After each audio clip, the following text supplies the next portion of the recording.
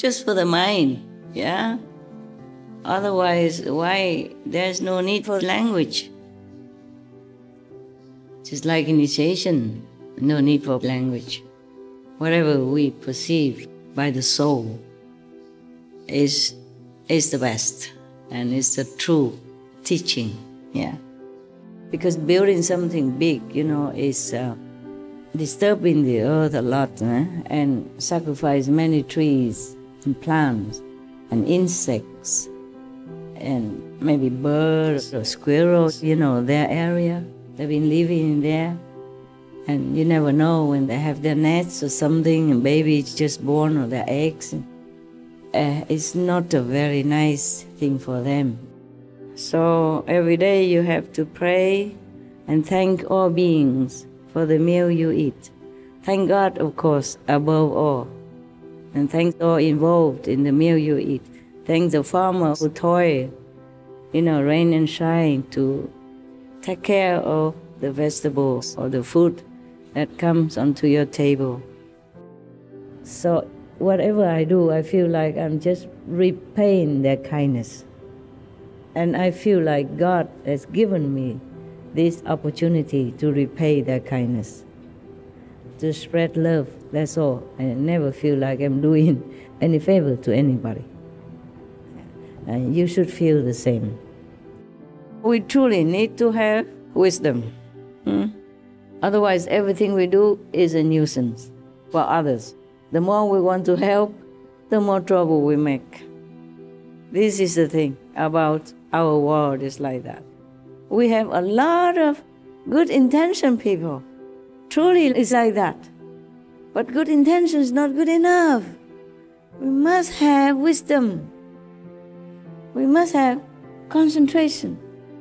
Even simple place doesn't mean lousy, sloppy, or shabby. Simple place can be very beautiful, very cute and lovely and very warm, Cozy. I like those.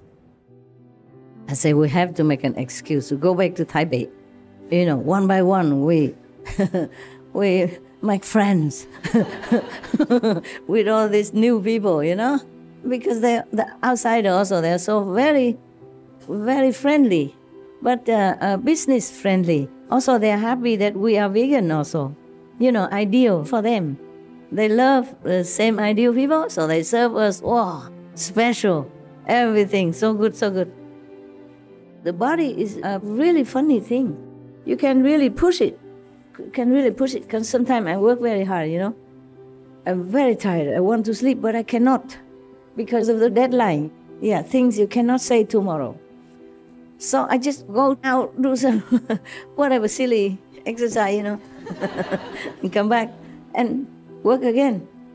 Or go drink something, eat something, just take a break, few minutes, and then it's okay. So the Abba said, you can do more than you think. Then he really could, yes.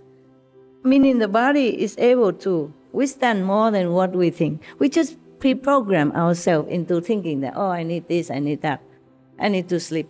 But if we have an interesting movie, sometimes we don't sleep at all, keep watching. Because you want to know yourself more, so you came here. Because you want to help others, so you help the homeless, the disaster victims, and SMTV. Yeah. So very simple life. Even I don't need to teach anymore. Just like that. No? Inside, know yourself. Outside, help others. Help all the beings, all the beings, not just humans, but animals, insects. Please keep watching to find out more. 大家好。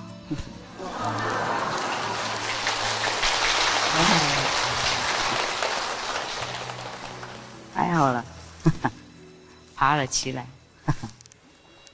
因为昨天晚上狗它偷跑，然后我整个晚上等它回来，没回来，所以很好了。比较紧张了怕他们出去跟别的狗吵架。哇，终于还是回来了 ，OK。所以我都没休息了啊。现在眼睛半闭半开了啊，但这个看不到，还好。你们 OK 吗？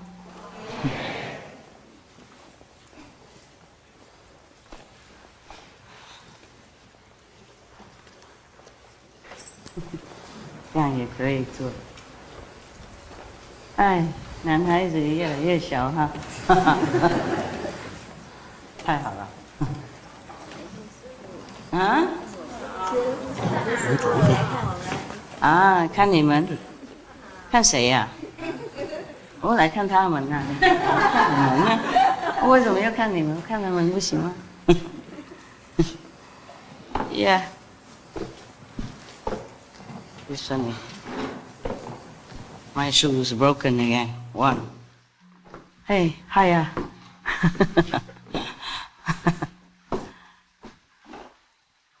Howdy.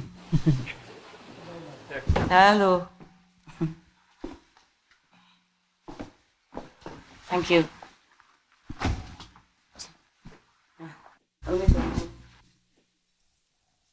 Yeah. 有什么事情吗？有没有什么好的事啊？问题都准备了吗？有哈？啊？过来念啊！如果你们不念，我会念哦。啊，这个有很多事情要念的。从来这里有很多事情啊，真的这个很高了，真的是开玩笑也是对的吗？啊，太好了！哎，你们现在才来啊？哎呀，我已经准备很久呢。啊，算了。那个有问题的那个收集的人在哪里啊？收集问题的人在哪里 ？Hello。啊，赶快带过来。什么组？他们在一小组会念出来。啊，他们在那边念哈。为什么要在那边念，不在这边念啊 ？OK， 好了，念了。It's good. It's good. Oh, this is very good. If I don't like to show myself. Yeah, if I'm tired and sleepy.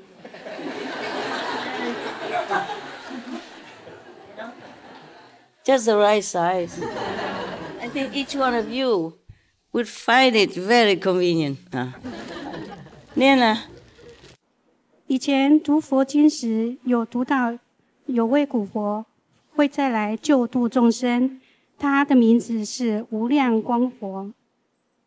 有一次我去国父纪念馆听师父讲经，师父一出来发全身金色的光，我当时哭了，觉得我找到了释迦牟尼佛说的那位古佛。谢谢师父。怎么这么借着哪？我身上有写吗？有没有写古佛？我是很摩登，有没有古什么佛？这个跟这个，我差不多了，模仿我的那样，very beautiful， OK， 那恭喜，恭喜常去听经，会多看到古佛。不过我是很摩登有没有看到骨在哪里啊？骨头就有了，不过没有别的骨了。Yes, next one, please.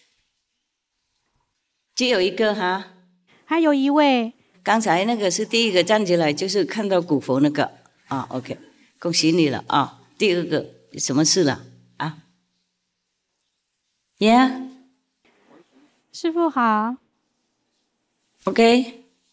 3年前的一天，师父坐着太阳到我家，这是我师兄看到的，跟我说师父来了。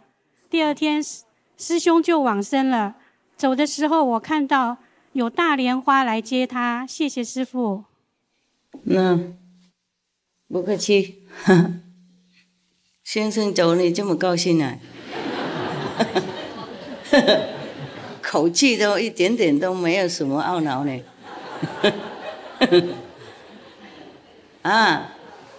那这样也是对了，他解脱嘛哈，哎，你也是啊啊，他走了很高兴，你留着很快乐。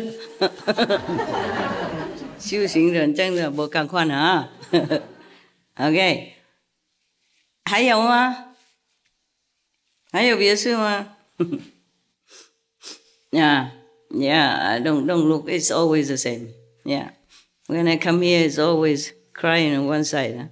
But at home, nothing happens. Nothing. Oh yeah, sometimes it happened like Thursday or Friday. So there were 12 people coming, and I got such a terrible stomach pain. Yeah, 2 of the Vietnamese are sick. That's why. Are you getting better already, the Vietnamese? The 2 sick Vietnamese, are you better? If you're sick, you should not come here, you know. Number 1, you're uncomfortable. Cannot sit very long because it's not a very luxurious place. Not like holiday place. Number 2, if you're seriously sick, you might infect other people. That's not fair. Huh? They came here to enjoy, to feel better, not to get sickness from you.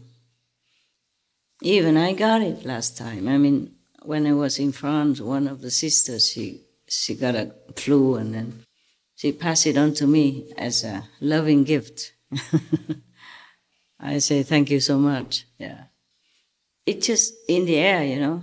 After I told her, then she wore the mask, but she didn't wear before. When you sit together, you know, you touch this and that, and sometimes you meditate very well, and then you just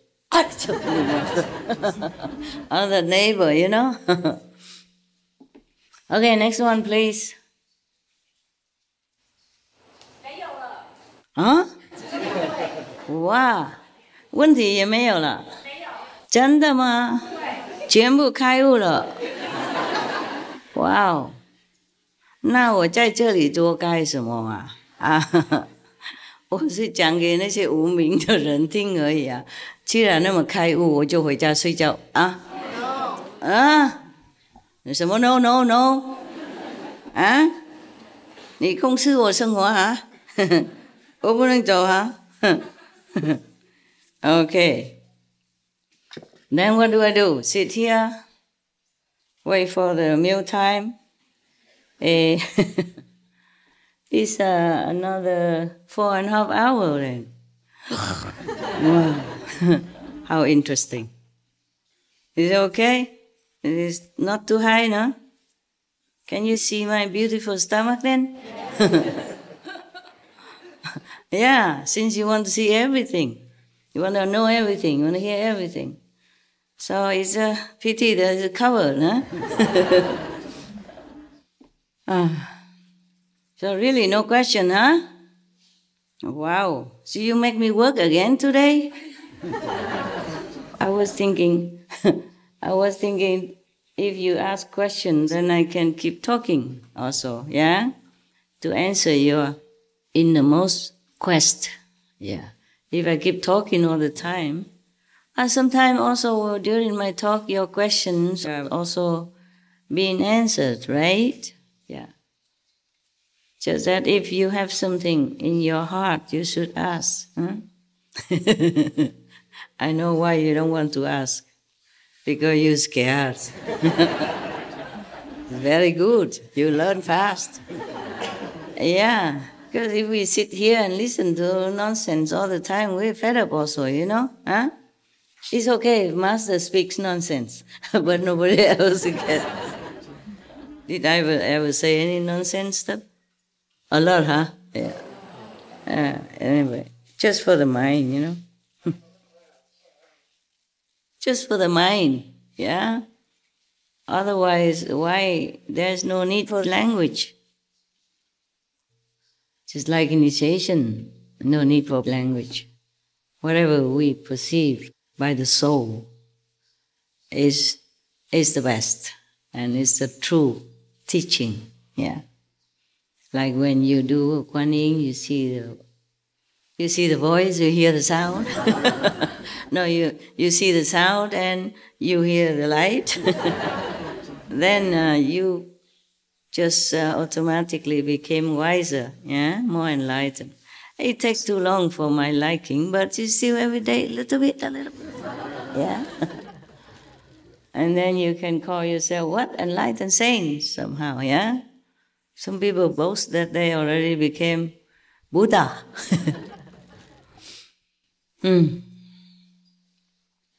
All right, then I have to read you a story, yeah? Sometimes your questions can inspire me to talk more, okay? And for everyone else. But since you're so scared, then keep quiet. Don't be scared. Everyone is different, you know? There's somebody who asked nonsense.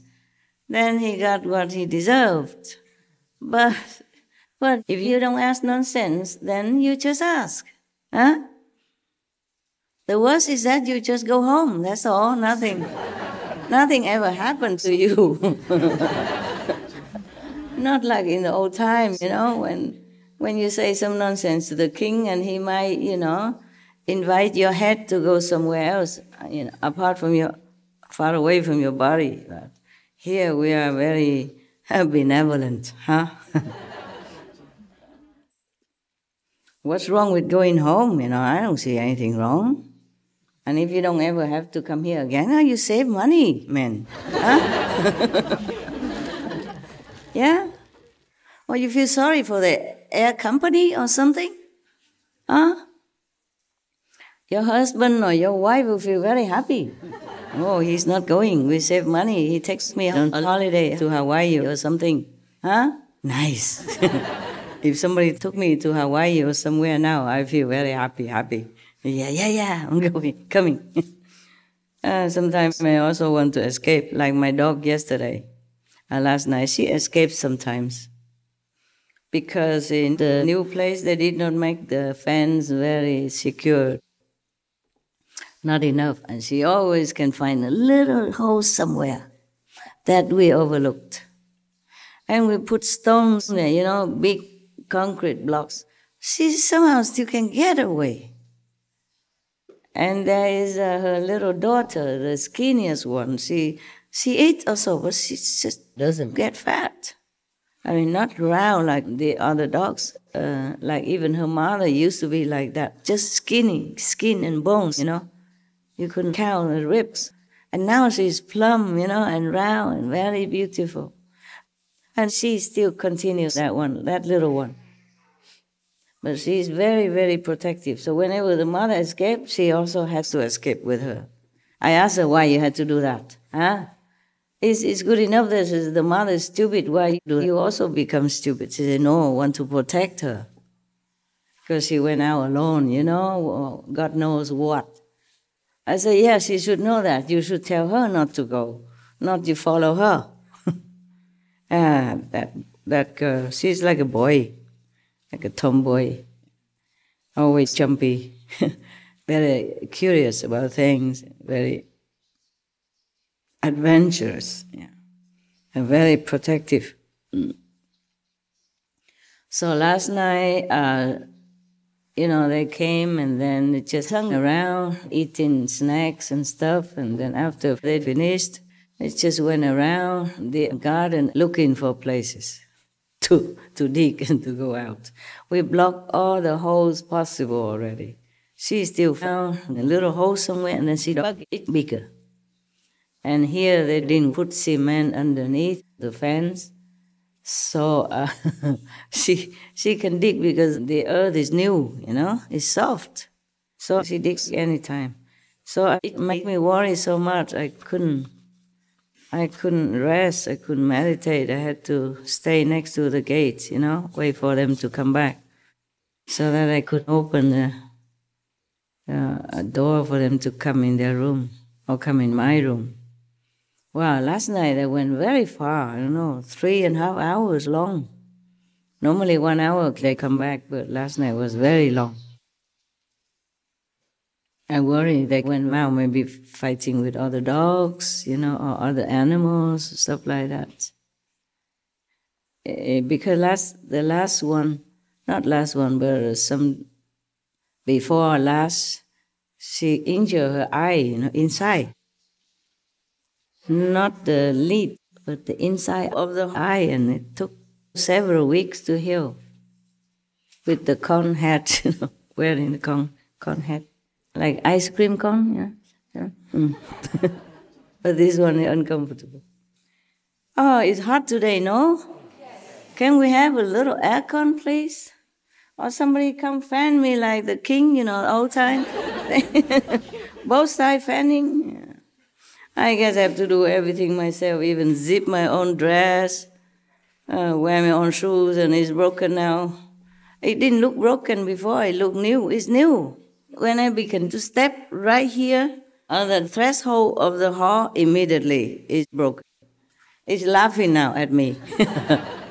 Yeah. You know why I have to wear high heels and dress up and all this? No? Why? Why? For people outside? Why? Not for people inside? Oh. Why? I think it's for the pupils so who they had an affinity with your clothing, or like people look at you, remind them of something. Remind something? Yes. That they see in their dream or vision. Huh? Oh, yeah. Really? I don't think so. They rather criticize, what kind of monk wears like that. The reason was that is in the contract. So they have to spend more time and wearing things that I don't really want to wear. Make a lot of more time, more inconvenience. You know what I mean? Not like this, so simple. Yeah, I tried before, but it didn't work. So I have to go back to the contract. Yeah, that's what it is. Even now that Maya is gone, but the contract is already signed. Okay? All the heavens had to be witnesses and everything. So we continue maybe a few more decades, and then I will take a very special dress and then finito. The one about 2 meters long and maybe about this wide and square, yeah? And when they close the lid, that's it, you're free. No, you're free before that. It doesn't work. That's hot. It's red. It's red. Okay. Now it's 冷的。刚才是红，现在是绿的。现在它才那么大声。Okay, thank you 了。What happened? Don't hear very well? Yes? Thank you. Thank you, all of you. I wanted to thank you before I forgot. I want to thank you for working for the world through SMTV or with SMTV, doing hosting, doing script writing or technical assisting and, all kind of stuff. And some even help find new channels and sustain the channels. Oh, it's very good. You're getting there. Pretty cool. Yeah. Getting better now. Grown up. Yeah. But today, I was coming out here and there were 2 guys driving me here. One driver and one just stand by in case the other driver drank too much water or something. And so I told them, you know what? Today I told them to ask questions so I don't have to work. Because otherwise I always have to go out and read stories. I feel like I'm a kindergarten teacher, no. They just don't grow up. They like stories and stuff. Actually, all you have to do is very simple. Yeah.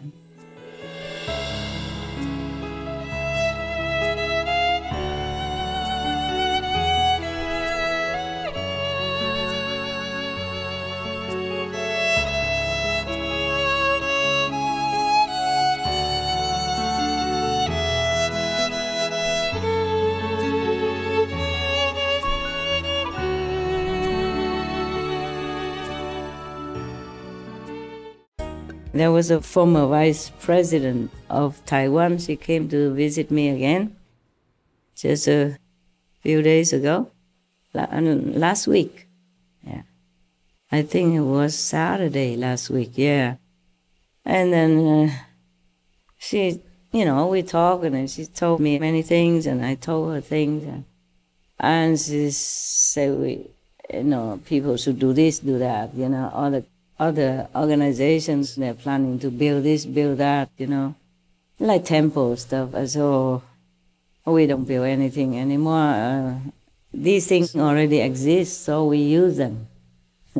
Because building something big, is disturbing the earth a lot, and sacrifice many trees and plants and insects and maybe birds or squirrels, their area. They've been living in there, and you never know when they have their nets or something, and babies just born or their eggs. It's not a very nice thing for them. I don't really like building anything. It costs too much manpower, time, finance, and the earth. It costs something. The environment. I don't always feel very comfortable building anything. That's why whenever I find a cave or whatever simple, I like to stay there. I feel happier that way, that I don't disturb anyone at all. Yeah. But your brother and sister tell me that it's the 21st century already. You don't have to live in cave anymore, Master. I say, why? I'm a cave woman. Everybody knows that since a long time already. I got used to it. But there's a cave here. It's already served its time. It's getting dangerous now to stay there, so they took me out. But still, I don't really feel like moving. But I don't want everyone to get worried about my safety. So it's sensible to move out, 21st century. We had 20 many centuries, not just 21. 21 is counted since the Lord Jesus Christ only. Before that, we existed. Long time. Many civilizations came and went. Yeah. Many masters came and went, either anonymously or recorded in history, so many. In the beginning, we came here from like the Brahman heavens. That was the beginning of humankind. We could fly. We had magical power. We could communicate telepathically with our ears. We could see thousands of miles away. And then we begin to taste this and that, and then we ate more solid food, and then we became more solid. That's why we cannot fly. And then we even begin to eat raw meat, kill other beings, lesser beings to eat. And then after that, we discovered fire, and then we ate more because it maybe tastes better, and then we discovered other plants combined with the meat, and so on and so forth. And then our body became coarser and coarser, and heavier and heavier, and our mind also became clouded. Our soul, because it's connected with the mind and the body, also feels dragged down. And that's the result of us, the way we look, the way we behave right now. And then, because we like to eat more and more, we begin to fight with each other for food. And then we need houses because the body became weaker. The immune system used to be more refined, more holy, more wholesome, became weaker and weaker with each generation, with each day. That passed because we ate too many different things and animals and stuff. And then we had to fight with each other for survival. And then we needed government to regulate the laws, or to make the rules. And then we need the police to keep the rules. And then the ones who don't understand the rules are thrown in prison and get angry, come out and revolt, etc., etc., and more karma all the time. So even now, after initiation, we still have the karma. Even though the Maya is gone, the karma is already there.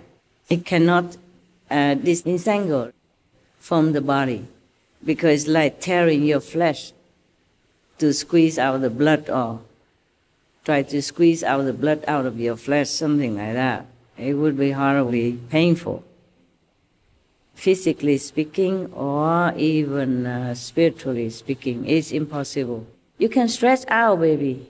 Stretch it out. Oh, I show you how. Huh? I cannot. Yeah. Stretch it out. What is? Yeah. Oh. Nah, I give him the key. I forgot. I forgot that they came back, so we locked the house. Can you please give it to him, to the person who gave you the note? Thank you. Tell him not one key missing, huh? Just joking. I can trust them. If they like to take my dress, then I will have excuse not to wear it anymore. It would be nice. That's the only valuable thing there. I don't think they want to. Then they will talk like the sisters. Sometimes they come to my house and help me to clean the house, yeah, when I don't have a lot of time. Or when I need the muscle to move some furniture. And then they wear the gown, you know, and the gloves and all that, and the hats. You know, those kind of hats for cooking, so the hair doesn't go out. And they also wear special shoes to come in the house, so I don't have to clean again. And they wear gloves, so I don't have to smell their sweat. There's two different people, it smells different, you know. One person is already unbearable.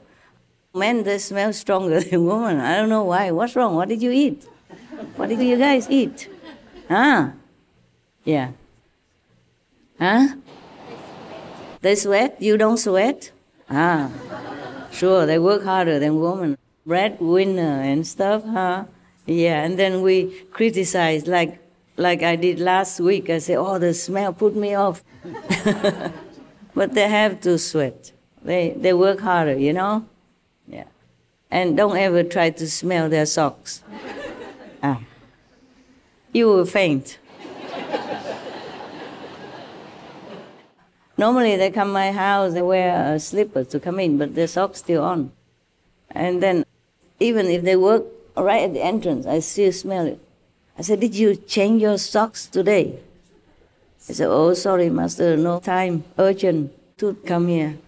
Can you smell from there, master? I said, of course. Why do you think I live alone? Single, still. Yeah. They sweat so easily, huh? So they wear the gown, you know, like overalls. So they don't lean on my sofa or whatever, you know, their socks might touch something. Sometimes they forgot to bring their slippers, so I say, okay, never mind, just go in with socks, don't go in with the dirty shoes. And then it's okay, because shoes sometimes muddy, you know. I go to public toilet and stuff like that, so they went in with the socks. 3 days after, I still smell it. If I have no time to clean, then I smell it for 3 days. It's not so strong, you know, but it's there. And I know it is, because it's not mine. Okay. Anyway,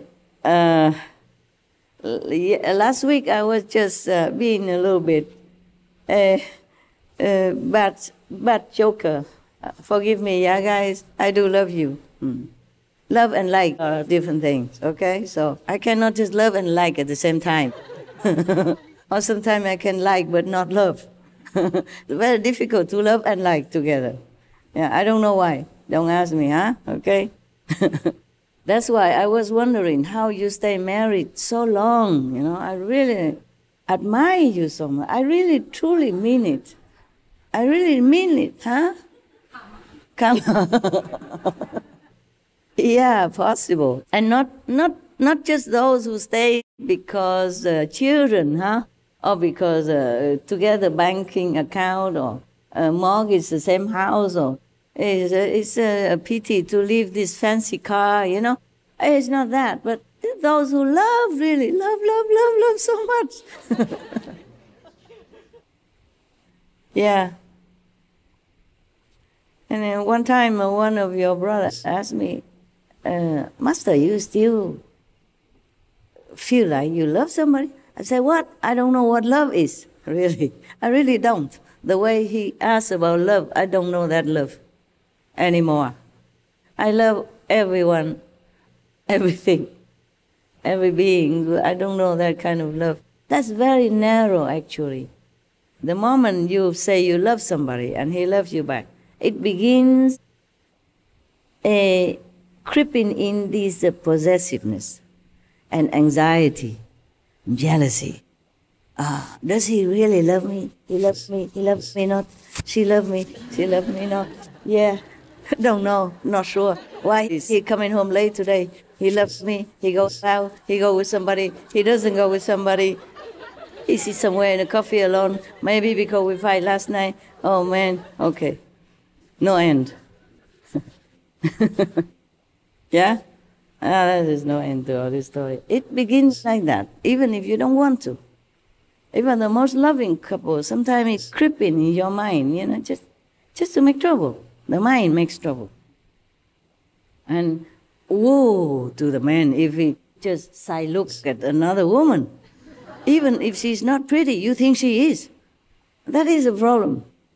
And even if another man doesn't look all that attractive, but the husband thinks, oh, why does she look at him? Or she just pretends to look in that direction, but she's looking at him, isn't she? And you think he is attractive. In your mind, he is. Maybe she doesn't care. Yeah. Many times I talk to people outside, you know, the married couples. They really value each other, you know.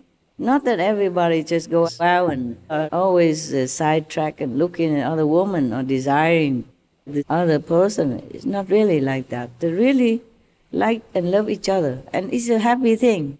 It's a very good thing. In this life, it's very lonely. Yeah. If you don't have some good neighbors with you or friends who come and go in your house, you will feel very lonely to stay in a flat all by yourself. And then you come out and then somebody begins talking to you and then you feel like, oh, this person may be my company, you know, my life companion, stuff like that. The mind keeps saying things. Yeah. So I know why Sunday you come here. Maybe nobody come and talks to you. Nah, no need, right? Now you have a lot of friends. So come back to the story. And after we became heavier and heavier, you know, our minds became duller and duller. And all the senses became more real, you know, more real. And then it began to control us, you know. Yes, like the nose loves to smell something pleasant. The mouth wants to eat something nice. The more you eat, the more you want. And then slowly, slowly, we eat a lot. And then we know much less than we did before. And we have less capability than we did before. I mean, real capability. Before, whatever we want, we just want it, it will come. And now, we can pray and we can work hard for 2-3 years, then we can get what we want. With mortgage, even. Thank you so much. And then work hard again to pay interest.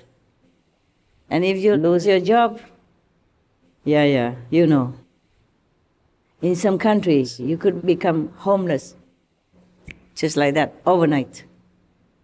And you lose your house, you lose everything, because everything is on loan, or at least half loan, not paid completely. When I was in America, I saw many people, they advertise in the newspaper or something, please come take my house. If you can afford to pay so much per month, please come. It's free for you. Just continue to pay. I cannot afford. Is that true, right, brothers? Yeah, I feel so sour in my heart. My God, they work so hard. They pay already halfway or 2/3 already. But if they could not continue, then the bank take over, or whomever. I thought, my God, it should not happen like this, especially in America. We, in many countries, have the idea that America is a very rich country, very secure for everyone. But it isn't always like that. When it comes to recession time, they call it, or something like that, people just lose jobs and they don't have enough money even to take care of any other things except for themselves. And the whole family sometimes moves to some charitable shelter or something. And once you lost a job, once you lost your house, you have no address. You cannot go find a job if you don't have a mailing address. One thing leads to another.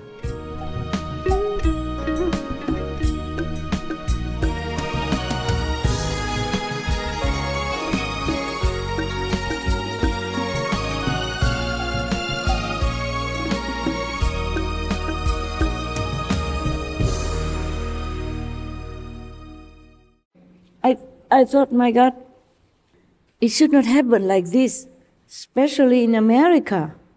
We, in many countries, have the idea that America is a very rich country, very secure for everyone.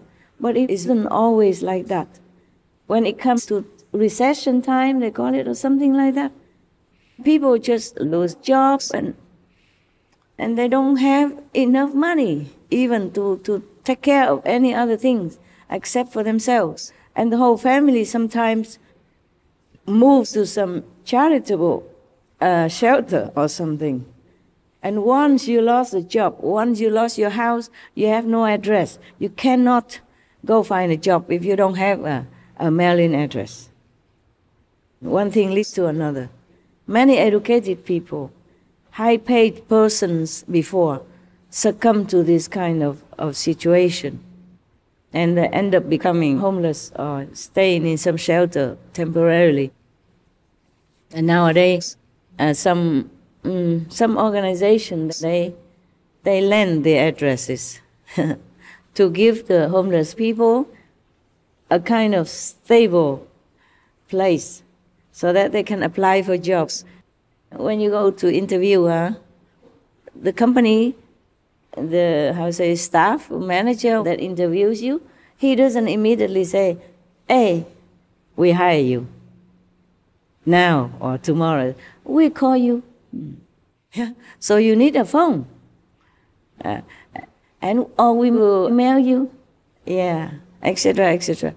Or they will ask more questions, and then you have to write to them, and then they will answer you through whatever address. If you don't have address, that means you're nobody in the society anymore, no matter what. And then that's the situation. Everything is sometimes so sad in this world, so sad. Yesterday, I saw a little moth, very little one, and she died because of too much wind one time, and then she just died on the floor. And I thought she was still alive. I was trying to get the glass and the paper to scoop her in, but she didn't move. So I put her on the tree, and she didn't move again. So I said, oh my, you're dead, huh? So sorry about that. Your life is so short, and then you had to die just like that already. I felt it was so unfair for this moth, I felt so sorry for her. It just touched me somehow in my heart that everything in this world is so cruel, so unkind, So the little helpless and harmless and fragile little moth like that, she couldn't even enjoy her short life in peace. And that's not to talk about if some other animals don't eat her before even, yeah. And then sometimes if we cook something or eat something, the insects come and then you have to remove them, yeah, outside. And I also feel very bad. I feel, oh my God, even just to eat something, you have to fight with other beings, you know? Not to talk about many insects die or get injured during the farming, yeah, season, or off season, on season, after, before season.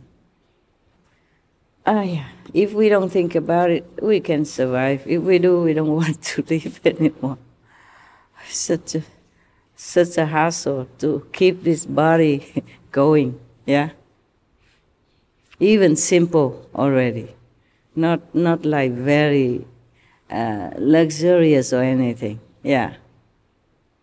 Oh, so every day you have to pray and thank all beings for the meal you eat.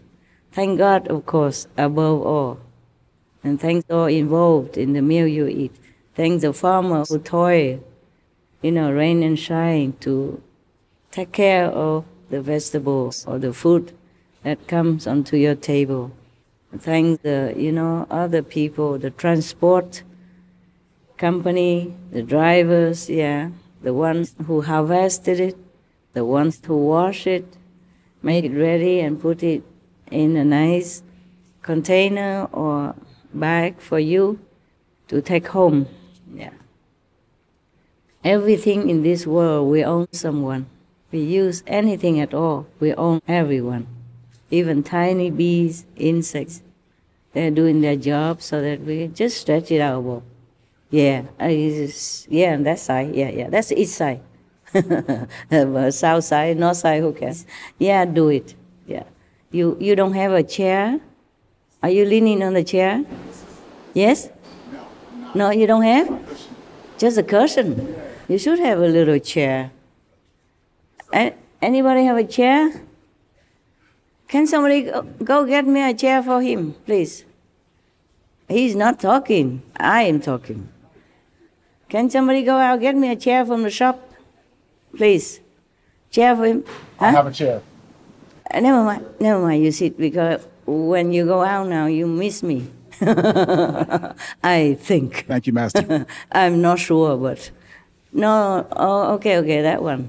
Yeah, it's more comfy. You are a driver, aren't you? Not okay. Also, fine. Look at that. How much love is going on. Thank you, Master. Be careful, yeah? Okay. Thank you, Master. That's good. All right, enough already. How many chairs for him? Also good. Anybody else who need chair? We empty the shop outside for you. Yeah, sit. You're a driver, right? Yeah, so you drive all day, sit all day already. Now come here, have to sit again. Ah, so sorry. C'est la vie, you know, it's not fair anything. I told you already, just before.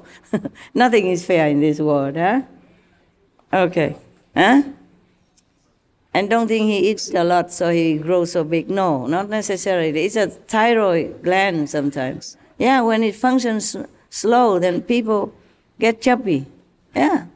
Or too much fat they put in their hamburger, you know, even vegan burgers, because they like it. And some people just get fat without any reason.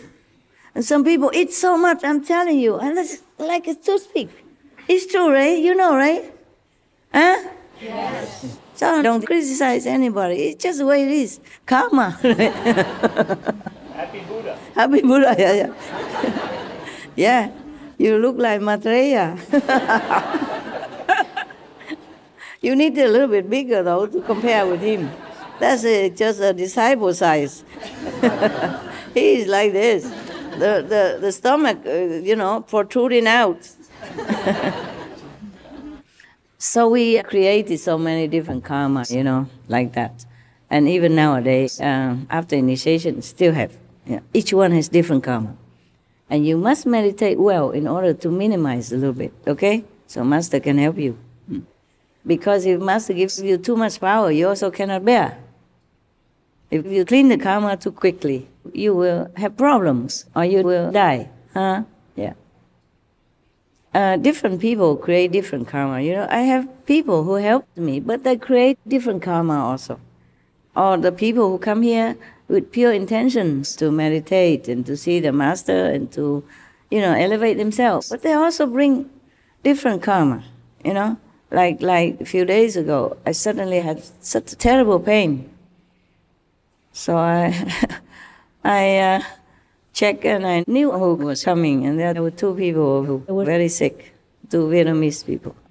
I don't want to say who, okay? Never mind, you know, okay? If you are very sick, you should not come here. Not come here with the intention of wanting Master to cure you. There are medicines, okay? There are doctors. We should not always rely on Master for everything. My body is also very fragile like yours, okay? Maybe even more fragile sometimes. I don't look it, but, the body is a body, you understand? And I work so hard, sometimes I really abuse this vehicle. Just like if you drive your car and you don't really take care of it all the time. You don't change the oil, you don't have time, or you give a cheap gasoline, make him run, poor car, etc., etc., and you forget to pump in the air, or you don't have time, if you're very busy. And the car is also, feeling its age, Or when the car is older, it doesn't go as fast as before, or you shouldn't go as fast as before. And many parts of the car have to be constantly maintained or changed. The body is the same. But we neglect our body too badly, I myself, truly. But I truly sometimes have no choice with the inside work pressing and the outside work pressing. And the dogs, they don't understand anything about my job, about my inside, outside. They say they know you work day and night for the work. Yeah, they told me that, but they don't care. Always come sissy, sassy, one pet, one hugs, one snacks, and wants to stick around, don't want to go to their room.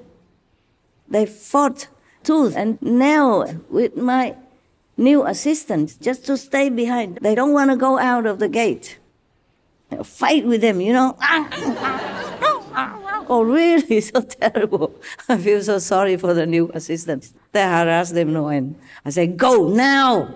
And then, okay, I'm going. And then looking back, I'm really going? I say, you going? Oh, they play their game, dogs. Yeah. Tell you. And then escape and all that stuff, Only the mother, she is the wild one, because she was born in the wild and lived in the wild before she saw me. Before, nobody could ever touch her. Nobody could go near her even. Only after I got her babies, then she came knocking at my door. And a week or 10 days, I already could carry her on my shoulder, walking around, showing off to the neighbors. I got her, see, got her. Because she became like a puppy, She's also one puppy. Tough life, She was so young and got pregnant because of wild dogs, And she became also like one of the puppies. She's the most sissy sassy of all. I said, what? You're a mom, you know that? This is your baby stuff, not yours. Well, she doesn't care. She doesn't really realize that she's older than the baby. Just 1 year plus older. It doesn't make any difference to her. Afterwards, she behaved just like a puppy. Just because she was so used to living in the open. So now and then she tried to escape, and she's so good at escaping. Before, she could jump, There are fans like that, The kind of fans. She put her paw on it, climb up, 2 seconds, she's out. No, not even 2 seconds, 1 second. She's so fast. That's why I could never catch her before. I didn't want her to go out, not because I'm controlling, but I don't want her to go out eating garbage and then bring back, bad germs and something for the little babies. Before I scolded her a lot. But she tried, and then she opened windows and she bit the whole wall to try to get out. She bit the whole wall down, I don't know how she didn't die. because it's painted. Even if you breathe in or you taste a little bit, you would feel some effect. No, nothing. This girl, she's invisible. The whole body was all white, the nose, all the hairs are all white, and the ear hairs are all white, but the tongue white too. Nothing happened to her. I was worried sick, but nothing happened. The moment I'm not careful, she runs. If I open the door, she runs under our legs and out, not in 60 seconds. Not even 6 seconds. 6 nanoseconds. She's so fast, because she's so skinny before. Now she's more chubby, but still skinny, so escaped so quick. She climbs so fast and jumps out. And sometimes she sees some tree nearby, and she uses the tree. Yeah. Climbs up the tree, and then near the fence, and she comes out like that. Oh my God, this girl, incredible. And she uses magic to break even the iron chain just to get out. Cat before, and because she likes to climb. Oh, maybe she was a cat. No, she's like a cat, but she climbs so fast. She is used to the wildlife, She's street smart, so smart. Before, when we were in Thailand, we fence everywhere, but we could never catch her. I hire everybody, And then one time, luckily, we use a big, the big basket that you use for leaves in the garden. And then one Korean guy looked like he have affinity with her. He came in, he came in and just caught her like that.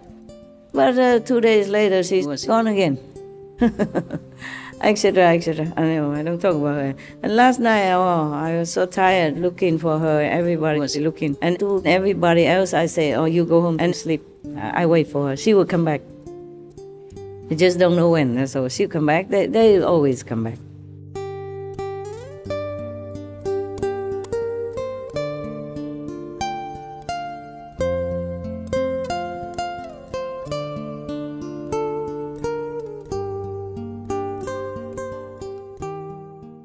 Oh, maybe she was a cat. No, she's like a cat.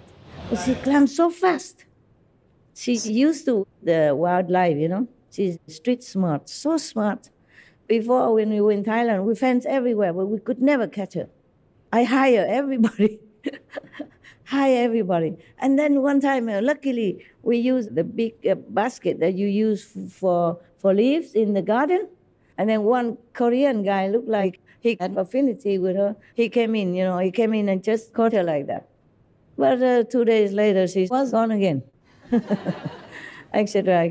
I know, I don't talk about her. And last night, I was so tired looking for her. Everybody was looking. And to everybody else, I say, you go home, sleep. I wait for her. She will come back. I just don't know when. That's all. She'll come back. They always come back. They know where. I'm just worried in between something, might happen. And that little skinny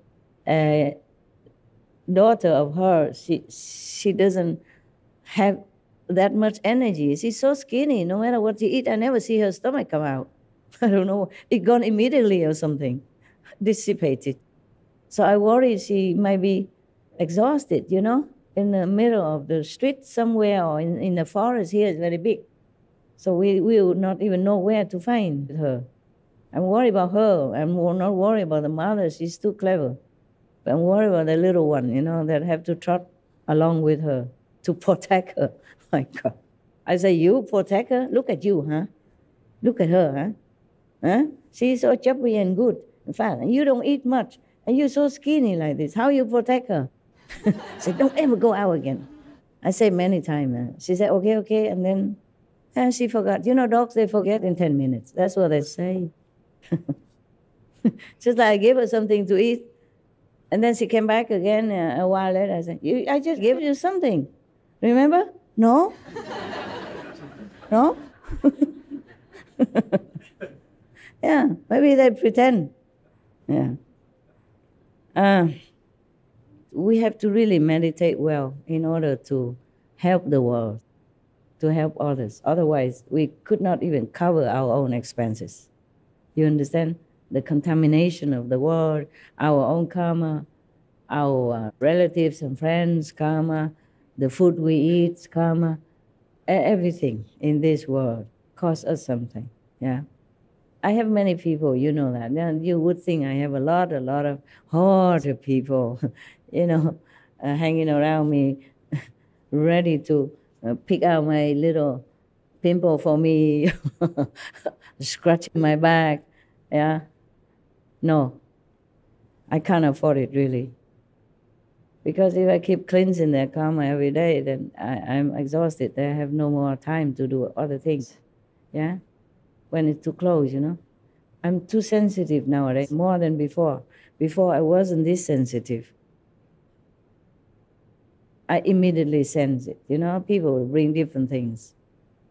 And another thing is that if somebody keeps having me too long, they become attached and become more like possessive and begin this game of competition, jealousy stuff, and I hate all this. And even if I don't want to change people, I have to. I hate changing people because you have to retrain again and get used to the, different energy, different personality, different, habits and liking and not liking again and again, huh? Yeah. But whenever I smell this kind of possessiveness, competition, jealousy, I cannot bear. Then he or she has to go. Yeah, because the energy becomes conflicting, fractioning. It's no good for me. I'm too sensitive. Sometimes I bear it as long as I can. But it's not always possible. That's why I don't have people living around me. Not nowadays anymore. I used to live with groups of people and I didn't feel anything much. Because at that time I also didn't have a lot of disciples anyway. Only some monks and nuns. And yesterday I saw some show that they were showing something about our earlier time when I was still wearing monk's robes, having a free life, and free of money as well. I mean, nothing. Free of worry, free of mortgage, free of car insurance. But we were very happy, I lived with a group of monks and nuns and we camp anywhere. We drank anything and nothing happened to us. And nowadays I eat nice food and just have stomach ache sometimes or headache because maybe the cook is not good that day, not in a good mood that day, or somebody looked at the food before or wishy-washy something. You understand? Or some people don't have good karma, not clean enough to cook that food. Yeah. So many times I have to leave many foods, return it, because I cannot eat that. It looks the same like yesterday or the day before, last month, same food, same vegetable, but I cannot eat it. Even sometimes congee, I cannot eat. It depends on who cooks it, or if they cook it from the leftover rice or not, then I cannot. If I eat it, I will have problems. Not just stomach ache. Sometimes cannot meditate well, restlessness, and all kind of stuff. So karma is a very unpleasant thing, yeah.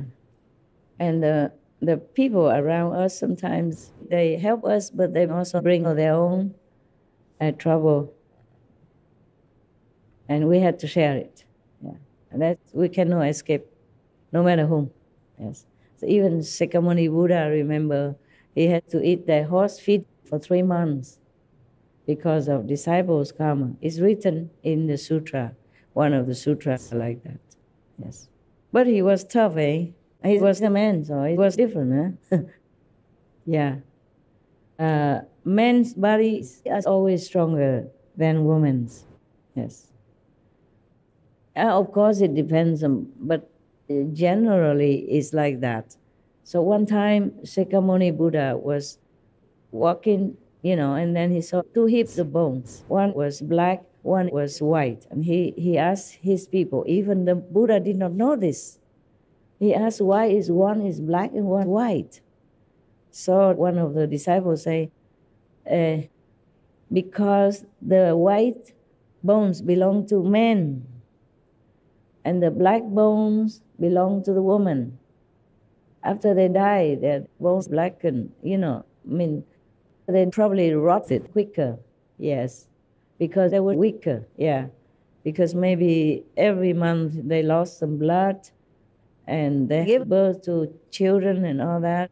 It weakened their bodies, weakened their bones, yeah, and hardship and all that. So the Buddha cried. After Buddha heard that, he cried. Or maybe he didn't ask. He knew it, right? Oh, it doesn't matter if he asked or not. I might be wrong there. But then he knelt down in front of the black bones, a black heap of bones, and bowed to it, very respectfully, reverently. And all the disciples said, Master, you are a teacher of humans and heavenly beings. Why are you prostrating in front of the rotten, dry bones? And the Buddha said, you don't know. Those bones could be from one or two of my mothers, yeah, for many lifetimes or this lifetime, because of the hardship that the mother has to go through, daily work, and then bearing children and losing blood every month. That's why their bones became blackened like this. And he felt so sorry, so sorry. So very, very sorry and very compassionate for all the women in the world. He said, I just pay respect and thank the mothers, yes. I feel like I want to cry myself. Yeah, we take many things for granted. But truly, in this world, we owe a big debt to everyone that exists now and before us. So if we do anything good, the vice president, she's 2 times vice president, former, came to visit me again last week, and she told me, oh, you do a lot of meritorious deeds. You are so compassionate and all that. I said, no, ma'am. I feel like in this world, I myself own a lot of debt. Everybody worked in order for me to grow up, yeah, to have food to eat, have clothes to wear, to have opportunity to study, to be literate, and to be able to understand many things. And monks and nuns, they're passing down the Buddha's teaching, Jesus' teaching, etc., yeah, something like that. So whatever I do, I feel like I'm just repaying their kindness. And I feel like God has given me this opportunity to repay their kindness, to spread love, that's all. I never feel like I'm doing any favor for anybody. And you should feel the same. I suggest you should. Okay? Yes. We owe the doctors, the nurses, so that we have a good birth. Yeah? And we owe them to continue to survive with our measles, our chicken pox, or, or duck pox, whatever pox. Yeah? Yeah, if we had no doctors, no medicine, no nurses, we could not have survived until now. Yeah, not to talk about the food we eat, the shoes we wear, the clothes we dress, everything. Actually, the world is so kind to us, giving us so much, so much, so much. When I was young, I was maybe 20-something, no? I went back to Vietnam one time from England before the nation changed to different policy. I came out on time, Otherwise, I probably got stuck or maybe gone on the boat or something, or maybe end up in Philippines right now. Yeah. And then you might come and say, hello, what are you doing here? I said, I had no idea. Not that being a master or anything. And then when I was in Saigon, at that time, Saigon, and there was an old lady from somewhere. She came and asked me, could I help her, give her 100 dong, Vietnamese dollars, because the thief took everything from her already. And then I said, how much you need? She said she needed only the money to take the bus to go home. That's all she needed. So I gave her some, and then some extra if she needed some to eat. And she knelt down and bowed to me, and she was crying. I said, oh no, please don't do this, Mom. Stand up, please. If I am in need, somebody else would give me that. The same. So we just helping each other. Yeah? Yes. And maybe you have helped this world also. I was young, but so wise already. And not wise, but I mean, knowing some little things. I said, don't do this. No, it's just a little thing. I can afford it, and I'm happy that I can help you. Please just go home and take a rest. Yeah. And she was still crying. She said, I'm no beggar. She said, I'm no beggar, child. I'm not. I'm just stuck here, and I keep begging, and nobody gave me anything until now. That's why I'm so grateful that you gave me the whole sum even. So I don't have to stand here begging all day or until tomorrow or next day. You never know. If everybody just give a little penny or $10, then I don't know when I can go home. I'm no beggar, she say. I say, I know. She dressed well, yeah. So you never know. We can always get into a situation. And some people, just like I say in America, I saw some people who were homeless. They had a home yesterday. They had a fancy car the day before. They had a house, they had television, they had everything, yeah? They had a beautiful girlfriend or boyfriend even. Then today, they just nobody. Everything can pass, quickly, yeah. So today we are happy, tomorrow, if not, then it's okay. Then we know, c'est la vie, yeah? That's life. Frank Sinatra sang a very beautiful song. That's life. That's what all the people say. You went up in the sky and got down in May, something like that. But I won't let that get me down. I pick myself up. What? I pick myself. Every time I fall down, I pick myself up. And go back to begin again, something like that. A very, very nice song. I used to know how, I remember, but now I forgot. You make me forget everything. Everything except just reading you stories, bedtime, or even not bedtime. And never enough even. Yeah, mealtime, you don't want to go to eat. Yeah, bedtime, you don't want to go to sleep. Don't I know this somewhere? In my house. My dogs. Yeah, you're right. How you know everything? She knows everything. Yeah, they fight, They fight with the assistant. The one take them to eat only. It's a meal time. And go out, to do their small business. Oh, fighting. No. Oh, and then, whoa, the whole body was really fighting.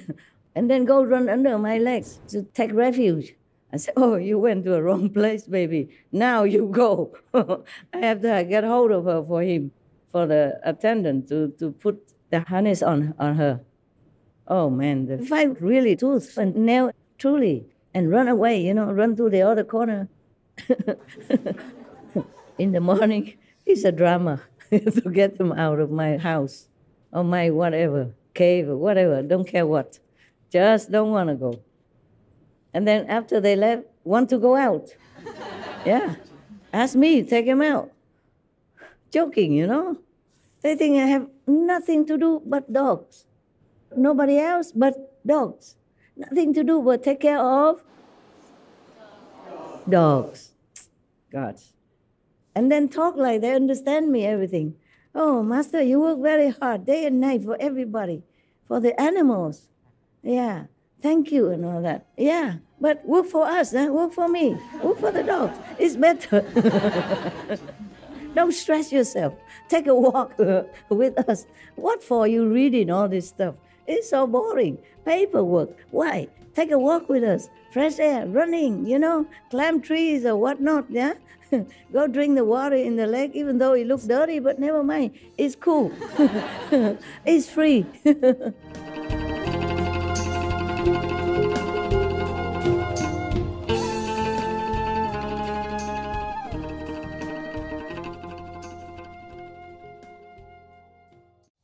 In the morning, it's a drama to get them out of my house or my whatever, cave or whatever, don't care what. Just don't want to go. And then after they left, want to go out. Yeah. Ask me, take them out. Joking, They think I have nothing to do but dogs. Nobody else but dogs. Nothing to do but take care of dogs. God. And then talk like they understand me, everything. Oh, Master, you work very hard, day and night for everybody, for the animals. Yeah, thank you and all that. Yeah, but work for us, work for me, work for the dogs. It's better. Don't stress yourself. Take a walk with us. What for you reading all this stuff? It's so boring. Paperwork. Why? Take a walk with us. Fresh air, running, climb trees or whatnot, yeah? Go drink the water in the lake, even though it looks dirty, but never mind. It's cool. It's free. I say, I wish I could, really. I apologize to them. I say, I'm not really a good dog caretaker. Yeah, I don't have enough time to walk you out and walk with you. I just work here, and then now and then you come nudging, and then I pat and give you some snacks, clean your mouth, clean the floor. That's it. I'm so sorry. I really am sorry. But I told them there are worse situations for dogs. So for that, I can forgive myself, and you please forgive me. They understand all that, but it's the same. Same drama all the time. Yeah, so you see, a long time ago, I told you about the kings. We should not envy the kings or the presidents and prime ministers. Whoever is in a high position in the public eye, it's not easy to behave, yeah? People mostly would criticize you from jealousy or just from too much expectation, yeah. I don't think that person, the president, is also just a man. The prime minister is also just an elder woman. She has also her limit, etc., etc. Especially if they eat meat and drink, then their body is not even as capable. Because if they are the head of the state, then they have to work with many people, yeah? They have no selection of who comes to work with them. And these helpers sometimes can bring them down. Yeah, many examples like America, yeah? Even good presidents can be brought down by their own helpers because of karma. They're inescapable karma. Otherwise, do you think any president would like to have an affair with a girl who came to help? Nobody would want that. Nobody is that stupid. No man would be that stupid. I know you say men are stupid, but no man would be that stupid to be in such a position and to have an affair and knowing that our eyes are always on 24/7. It's just inescapable.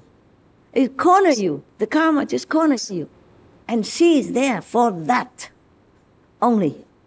Not on purpose in the beginning, not intentionally, but the karma arranges so that she came or he came just for that purpose. So you have nowhere to run. So ordinary people have an even better life than the head of the state or any famous person, truly. They're always in the eyes of the public. They always have to behave well even if they don't feel well. Yeah, it is another kind of prison, a prison. It's like that. Because everyone who comes brings different karma and affects you. Affects you. And because you're using them, they volunteer, they help you, you have to bear some of their karma as well. That's the give and take. It's fair like that. And you cannot avoid it. Formerly, the kings were even worse off, eh? Wow. We had no telephone, no television, no email, no way of communication. So the kings had to rely on thousands of all kinds of people in order to get the word across. And even then, if the feedback it came too slowly, so sometimes somebody's head's already chopped off before the king has enough time to clear the verdict or the innocence of the man or the woman. It happened. It was a joke. I'm not sure if it's a joke or not, but one time a king was playing chess with his, official or something. And then suddenly he needed to go to the bathroom. And then his eunuch asked, so what to do now? He asked his attendant or something to continue playing for him until he came back. So the attendant or eunuch asked, Your Majesty, what to do with this now? And then at the same time, another person came in and asked about the decision what to do with one of the prisoners waiting to be chopped up. So at that time, he just in the bathroom and he talked out, he said, just kill. Just kill it. And that's it, that guy's done. And when he came out, oh my God, no, we did not even hear what he had done or anything. And later, the king knew that he's innocent, but it's too late. His head already went somewhere else, away from the body, thing like that, yeah. The chess, yeah? Just kill, right? When you play chess, yeah, you attack or you kill, let's say you kill the king, checkmate, right? Checkmate, yeah, something like that. I used to play, I forgot now. Couldn't even talk to say the word. Long time, I think 3-4 decades ago. I play for fun. Yeah, I used to have time to even play chess. Imagine now, what do I do? Just can play with dogs and don't even have time. And they have to go and force me to play. Yeah, the kings are worse than any person on this planet. I think people did not understand that. So mostly they criticize. Oh, I'm not reading yet, so don't need this one. Wow, I can open a glasses shop. Eyeglasses shop, huh? I have more at home. If I buy one, they say, oh, master, like, buy two, two more. If I want one banana, I have one big one. Oh, today they gave me a whole bunch of bananas. Yeah, I haven't finished the two they gave me yesterday. I made a mistake. My fault. One moment, I tell you in a minute. Don't worry, no secret kept from you. Cannot. Okay, it's okay. Looks okay. The day before yesterday, they gave me a couple of bananas. They're the ones that I like. So I ate one and I made a mistake. I returned the food left over, yeah, in the empty container, but I put the banana peels in it. That means Master liked. She ate it. And that probably the last one. That's why she threw it in to let us know. Today I got the whole big one. This big. Ready, ripe to eat. How can one person eat so fast? Even if I want to. It's funny. Yeah. In case you want to become a master, you should know all these things, okay? If you don't like bananas, don't ever mention it. And if you eat bananas, don't return the peels to the kitchen. Never. But you get more than you bargained for. This is 100% more, no? Oh. I returned one peel only, banana peel, and I got 20 of them in one big, how you say, a big bunch of it, you know? The whole thing. Yeah. All right, huh? So that's the lesson for you. Banana lesson. You must remember if you want to be somebody. I guess if you're president, also like that. Yeah, if you're a king, it's also like that. If you want something, everybody goes out by like crazy, you know? So you can see in my house, my room may be small, but the shoes are everywhere. I have not even time. I did have time to clean up many of them. You know, throw away many already that I don't need, I don't want. And now more are coming. Yeah. More than what I threw out. It all keeps interest all the time. It's like a bank. I'm like a banker. One banana peel becomes 20 whole bananas, you know, one bunch. You didn't tell the girls to come? Coming also? Always a girl after? Where are they? I sit there already? Where? Ah, come here. Come here, otherwise you feel neglected. Yeah, and then your heart complain, and then I cannot sleep. Come. I forgot, okay? I have 1,000 things, and my dogs bother me, and my attendants bother me, and the trees bother me. They planted in the wrong place. That's why I'm busy right now, to remove them. They planted so next to my house, you know, like in Sihu. If there's no door, you cannot get inside the house because everywhere are trees. Trees, it's so next to your window like this. And the trees are so nervous, they cannot grow bigger. Because if they grow bigger, my window will be crushed. Here is the same. Plant trees everywhere. My God. They plant so many trees to make a fence, yeah. But when they grow big, then I cannot see anymore outside. Only the fence of the trees is next to me, and I don't like that. We have so many trees already, and they pick a place where there is no sun at all. The sun runs on the other side of the mountain, so all day long, just some rays coming to one corner. Already no sun, but that's a good feng shui. Okay, I accept anything nowadays. I give in. I surrender because I can never win. I'm one person.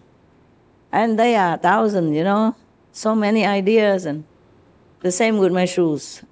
I wish one day I could have more time to sort out the shoes again. Maybe we can sell them, including the glasses, yeah.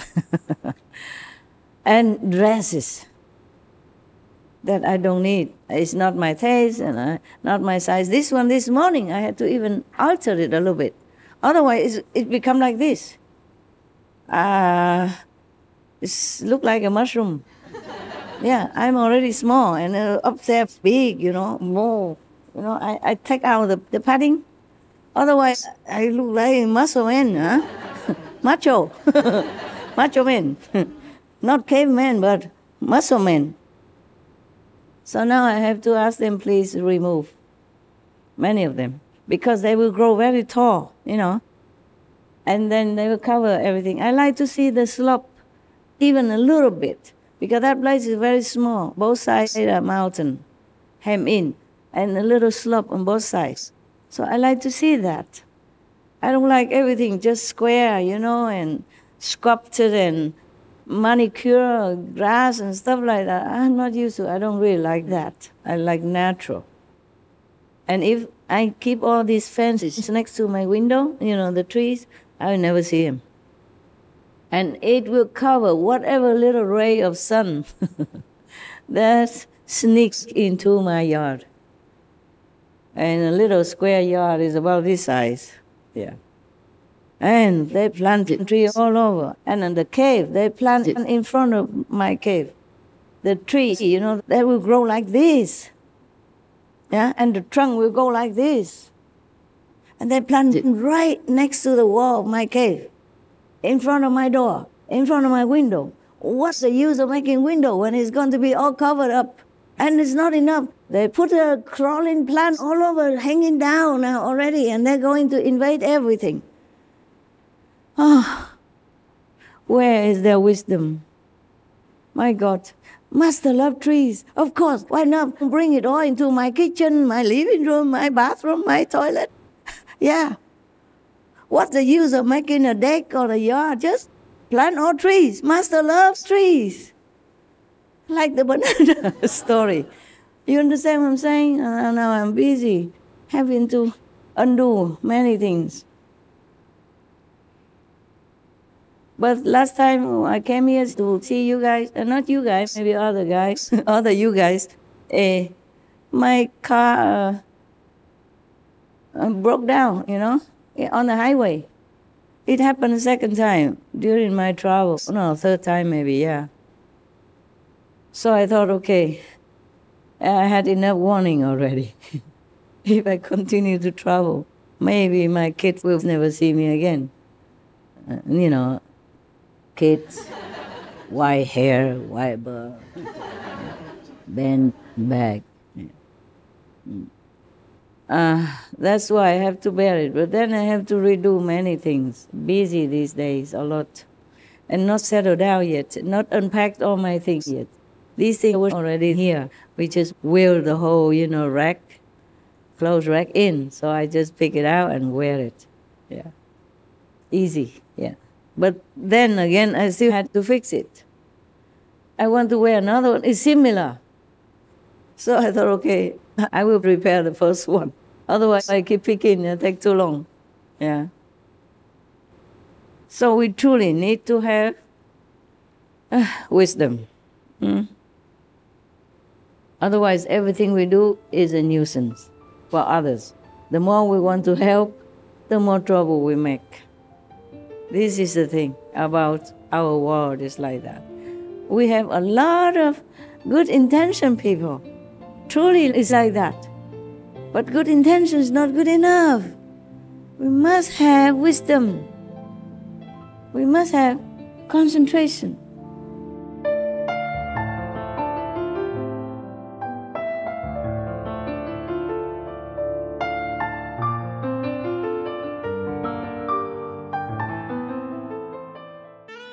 I think I will forget a lot today. Sorry. My calendar is coming out. You stay here and you bless everybody. While I talk. Or you talk and I just sit there. It would be nicer. And so we do really need wisdom, okay? Not because you get initiation and secure and then you don't have to grow up anymore. We do have to. People outside, when you hire them for something the disciple cannot do, the Taiwanese cannot do, they hire outside the people. Oh, they're absolutely polite. They even stay late at night to finish just a roof, glass roof. For me, they stay overnight. And they stay until late at night to do it. And even then, it was their new year. It's the most important for them. But they stay to do it. I did not ask. But they knew I need it. I stay on the roof, and then they put the filter sunglass on top for me. And they stayed late. Of course, later I reward them with extra money. I say, this is for your wife, your kids at home. When you get home, you say, this is for New Year, so they don't complain why you stay late. And they don't doubt that maybe you stay somewhere else. This money is the proof. And tell them they can call me. Call my people here to prove that you were here all this time with all your workers and many other eyewitnesses. He said, no problem. We are working. We are not doing anything. I say, I know, but the wife doesn't know. We women are very, very, careful about husbands and men. We never trust 100%. We always reserve something to prove. Yeah, for fun. Just to have something to think about, to be on edge, to be alive. Like, we're still here. Watch us, okay? We sharp. And later I gave much more extra money, not just the overtime. They didn't want to take it. They respect me so much, even they're not disciples. Respect, so everybody was willing to stay and work. I gave them extra money for overtime and then for New Year, for them, and for extra more for the family. I said, this is for your wife, okay? Tell her why you got this money. Yeah, so that she doesn't complain or she doesn't feel hurt that maybe you treat the work more importantly than your family, even on New Year Eve time. I really appreciate that you stay. I did not expect it, but I really appreciate it so much that tonight I can stay here now. I don't have to stay in the room downstairs. Yeah, I don't like the room. It's just an empty roof, yeah, and then they put a tent for me, and I was so happy there. Really, I was reluctant to leave. Only after I discovered the cave, then I was not reluctant anymore. I moved immediately. I love at first sight. But I was very pleased up there. I was so contented with the tent and the roof and empty everywhere. Yeah, I was truly happy. During the retreat, I had to stay. I had to bear it until after the retreat. But I had to wear the shoes instead of walking barefoot like in the house that I like. I wear the slippers in case. I didn't touch the wood door, the poisonous door. I used cloth or something. Or I did with the elbow, yeah, with the cloth, already on, to avoid in case, yeah, because I'm sensitive, I'm fragile, I'm small. I'm the smallest around here, am I? Not? Yes? Yeah, don't you consider that? Without the high heels, you wouldn't find me at all. Where is Master? See, disappear. Yeah, one time I was in France, SMC Center, yeah? And I always invite the Westerners because it's very small. And Southern Westerners to come to my little hut behind the center. And I put vegan bread and even just vegan butter. They say, oh, yum, yum, yum. I put anything, yum, yum, yum, whatever I gave, yum, yum. They like it. They kind of, so eager to get just a morsel. And then because he was in my place, and I didn't wear high heel, I just wore similar like this, yeah? If you were there or not, I don't remember. If you don't remember, you were not there. None of you. Imagine, you were there. You ate my bread? Yes. Okay, see that? One witness. And of course, so I wore a sandal, slippers, yeah? And I wore this among the robe. And I was chopping bread for everybody and putting some vegan mayonnaise or whatever I had that they prepare for me in the fridge. I said, bring more bread. Even just bread alone, they take it like gold. Oh, my God. I never see. It's like hungry ghosts or something. They're already eaten dinner, This was extra. But, everybody like, oh, my God. I thought I could open a shop and sell to disciples. And I earn millions in no time, surely. They fight for it, queuing outside, and make me more famous, yeah? And outsider even queue with them. Must be good, because a lot of people queue. They don't know, the disciple, they queue for anything, as long as I'm there. They just queuing, If I open a stinky tofu shop, I'm sure you all will be standing there drooling all day long, huh? Come back again and again, huh? So I was chopping bread, and some more people keep coming, because it's a small place, just like a small corridor. And I had a little hut, maybe 2 by 1.5, something like that. Those storeroom that are ready-made, you buy and then you put there and you just stay. It's wonderful. I love this kind of arrangement. I never like any big building, bang, bang, boom, boom, cement. I don't feel the difference between a big room and a small room. I'm small, luckily also. I enjoy this kind of quick build, simple. You live inside, you feel like, okay, you have accomplished something, just the way you like it. And then I chop bread, and one of your sisters, her husband was there, and she was there, and she looked at me, head to toe to head again, and said, oh, without the high heel, you look so small. I said, how can she guess? I said, how can you guess? Didn't you know this before? I'm glad you noticed now. Probably your wisdom eye open. Even a simple place doesn't mean lousy. sloppy or shabby. Simple place can be very beautiful, very cute and lovely and very warm, cozy. I like those. I'm also busy. I don't need to clean too big, Yeah. That kind of house, you clean in 1 second to the maximum, right? Yeah, very quickly. And you don't need a lot of things, just a towel, cleaning cloth, that's it. You don't need a lot of vacuum cleaner, that one thing less. Yeah, tell me, Nick. You look wise and old. I mean, not old, wise. Old, okay, yeah. Okay, same boat, don't worry. Tell me. I had a house with wooden floor, and it was very, very old, but it was still new. And everybody would come in and said, "Why don't you put the shellac, all this shiny thing?" And I said, polishing it, right? I like that. I will go with the vacuum cleaner, clean up, and I love it.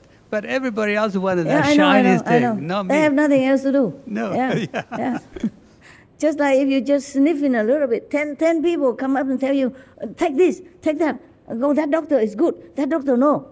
I know something, home remedy, take this. And then they give you 10,000 medicines out of love. Yeah. Some people say, "Oh, why don't you tear it down and build a new one?" Yeah. No, I like this. I like They simple. told me like that with my old farmhouse in Spain. We are on the same boat. I didn't even live there. I live outside in a small hut I bought myself. It was too small, actually, 160 and 190. But I fit. I even had a heater inside, a small television as well, and some hook to hang my clothes.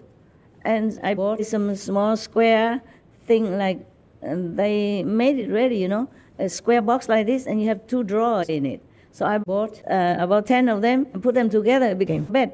And I put a mattress or whatever I had on it. And that was wonderful. I had my clothes under my tools, even hammer and screwdriver, all kind of stuff. You have no idea. Yeah, I had all. It was organized. Yes. And then I was very happy. But they say, "Oh, this house." Any worker came to help me, always advise me something. I said, "Does that cost me something also? Is that included in the price that you you fixed my pie or not?" Just a joke, yeah. Anybody who came there and always advised me, "Tear it down, build a modern one." I said, "I don't even live in it. What for?" Just leave it there, souvenir, yeah? And if it becomes ruined, then in Spain, we have many ruins everywhere. So it's a join the club. Yeah. So what for do you take care of the things that you don't need and the unnecessary? It's not even obliged by law. Yeah. But everybody who came. The guy who fixed the road a little bit, that house is too old already. I said, "It's still livable, it's still standing." Yeah. You must build new one. I know a builder, very good, very fast, cheap. I said, "No need cheap or expensive. I just don't need to." Later I was tired, so I said, okay, I think about it. Maybe. If I want, I call you, okay? Give me your phone number quickly. And then they're happy. Yeah. Call me, huh? Yeah, I'm always available for you. Oh, my God. And sometimes I didn't call them. They call me. "Hey, your house? How about it now?" I said, "Nothing, the same like before. You want to go have a look? Be welcome." Oh, man, I'm telling you, people don't understand. They're busy themselves for nothing. With too much trimming grass or, manicuring plants. Yeah, there are some manicure plant I'm going to remove also. Just like the fence, the plant that they plant around the fence to keep it green or safe or whatever, when they grow thicker together. But I don't want it. If they grow very tall and I don't cut it, then it covers my view. If I let people cut it, I don't feel good. I don't want trees to be chopped and cut if truly not necessary.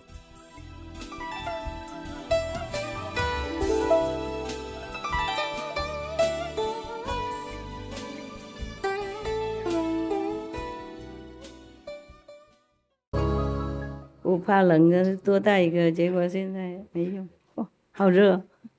Okay, huh? We can have aircon again. Yo.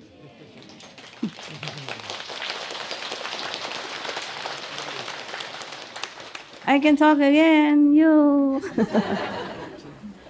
Private stuff. Yo. Nowadays, so convenient, huh? Okay. We meditate, huh? And then at 4 o'clock we go eat, huh? And then 5 o'clock we go home, huh? And at 6 o'clock I go do my work, huh? Oh. Is the food okay, guys? Yes. Now and then, huh? Now and then, okay. At home you eat better for sure, huh? Don't care, huh? Now and then it's okay. I have to eat that every day, so you cannot complain, okay? You eat only once in a while, you know? You come see Master for 2 days, 3 days. Even if it's no good, you don't complain, huh? Yes. Because if you complain, I would think I should also. I write a letter, you know. Every day same food, my God. Every day similar food. They cook better, more variety. Sometimes they have Spanish food, sometimes they have vegan curry, you know, real Indian curry, cook vegan samosa. Sometimes we have vegan spring roll, Vietnamese, real. Sometimes we have real this, real that. Sometimes we have real vegan sandwich, do it yourself, you know. You hungry now? You described it so good. Oh, yeah? Oh, I'm very good at describing. That's the only thing I'm good at. Especially when I don't have them. I do it specially so that they feel bad, that they don't give me anything. When I was in Taipei, you know, Taipei is a very good city for vegan food. I went to Taipei one time. And for some reason, I forgot. You know, of course, I go here and there sometimes. Yeah, I know what. I went to the mountain to do retreat. And then after the retreat, I said, oh, I feel like eating something. I don't feel like going home eating the same stuff yet. So let's go treat ourselves to something. Look in the internet to see where what, okay? Yeah. And then we went, they say nearby, you know? Otherwise, we have to take too long to drive. Yeah, nearby there's a Vietnamese restaurant. Not our disciples, not our initiates who made it. Outside people. It was so good, so good. Even just a simple noodle tasted so good. And that sandwich they made, you know, Vietnamese bánh mì bì. Yeah. Oh my God, a long time I didn't have, you know, a long time. I don't know how many years or decades or centuries since I had this good food. Oh, so I ate, you know. And one of the drivers, he's specialized in eating. Whatever you put in front of him, no matter how much, he would finish it all for you. So I said, wow, we should do this every day, you know. The way he ate made me hungry, eat more, huh? Enjoy. And I said, I feel sorry for myself, you know. Now we go home and eat same stuff again, almost the same every day. Because they buy in a chunk, you know, they buy big, so they're cheaper. So they probably buy 100 like watermelons. So we have to eat that for 1 month, for example. Cheaper, you know. Yeah, wholesale.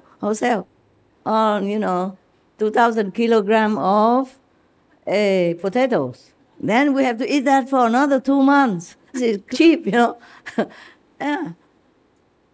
At least it's clean water over there. Yeah, and they buy big chunk, you know, big boxes of like cabbage, yeah? And then we have to demolish it in 2-3 months, or maybe 1 month minimum. And so on and so forth. So I don't even need to have magic power or go to the kitchen to check. I know what's going to be on my my table tonight. So I said, no, let's go eat something good. So we went and eat that Vietnamese food. So good, so good. And I said, is there some other, you know, food like this, you know, similar? Foreigners, oh, many, Master. We have even Mexican vegan. Oh, to the maximum. You know?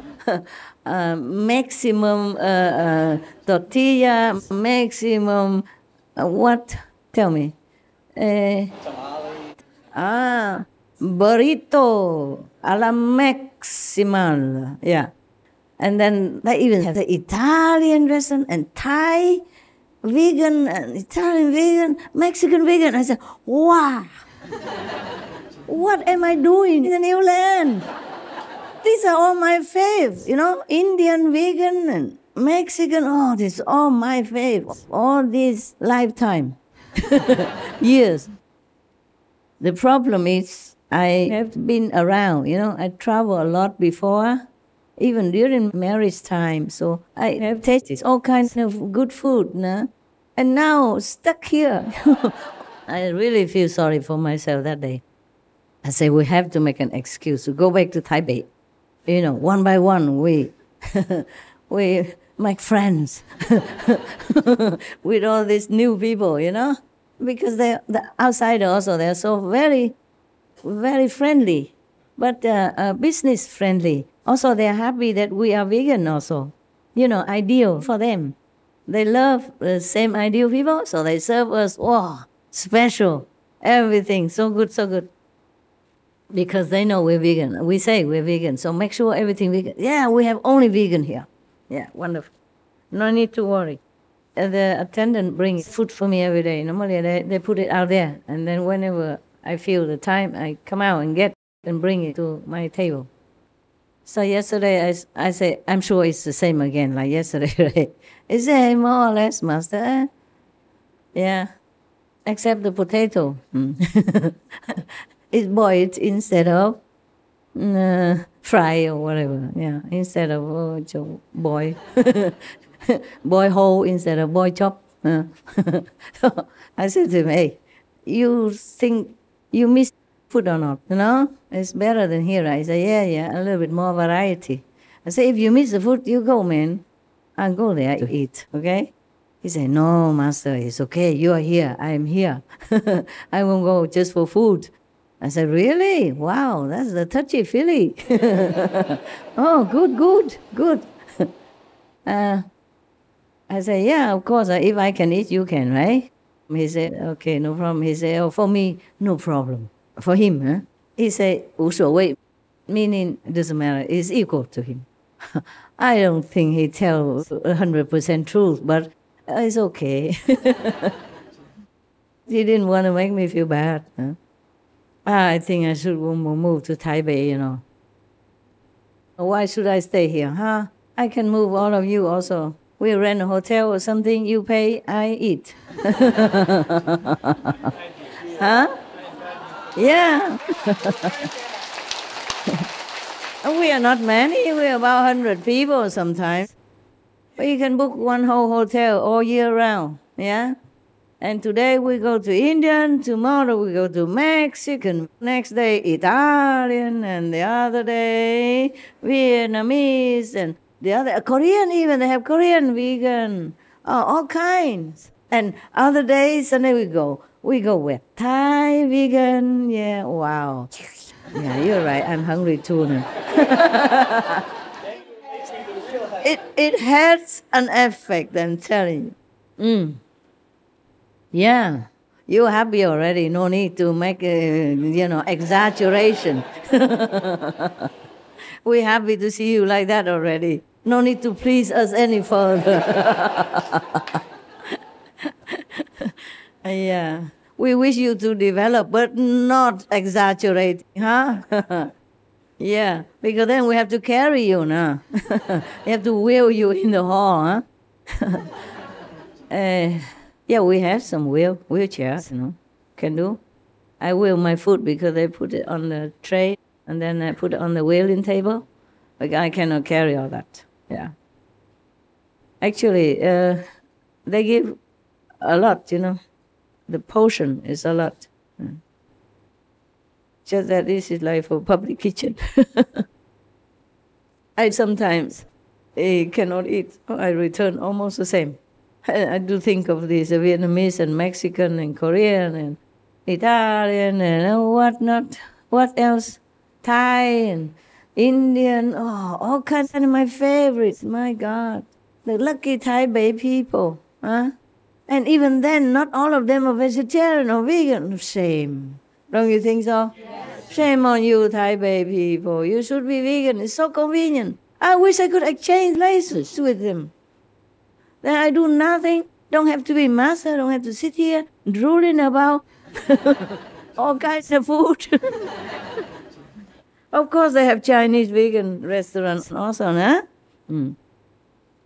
And to eat outside in the ordinary restaurant is a treat, telling you. I don't go to Loving Hood so often, only once every 2 years maybe, and if I have to. Because if I go there, it's work. It's work to go to Loving Hood restaurant, my own Loving Hood restaurant to eat. I could even get overly praised, overly kneel on the floor, and making people looking at me like a weird stuff. Why she make people kneel? I don't make anybody kneel. They come, oh, Master. Just come out of the kitchen, oh, Master, and then on the floor. I feel sorry for the floor, so drop like that, so heavy. 100 pound person drops like that, or more even, sometimes 200 pounds, depends, happy Buddhas, happy lady Buddhas, yeah. And okay, that's not all. Everybody come put their head over my soup, on my table, my food is here. Master, bless me.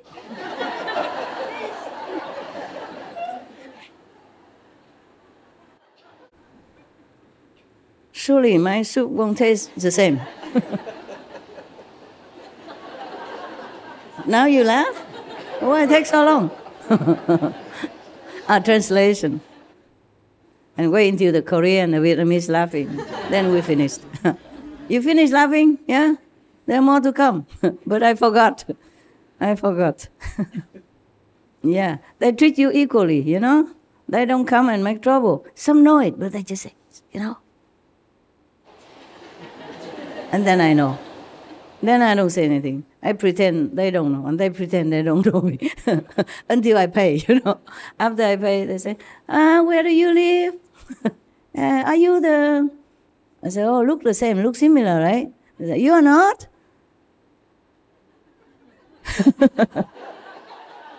If I say I am, they don't believe it. You? Really? You? Yourself? Bandran? Yeah. Your very self? I say, yeah, you asked me. So I have to say the truth. Oh, photograph, please. And then the whole restaurant come out. Well, at least they wait until I enjoy my dinner. And don't put their head over my soup or my salad or whatnot. Sometimes they don't know until the end, Somehow they find out. When I come to pay, and then they look close up, Huh?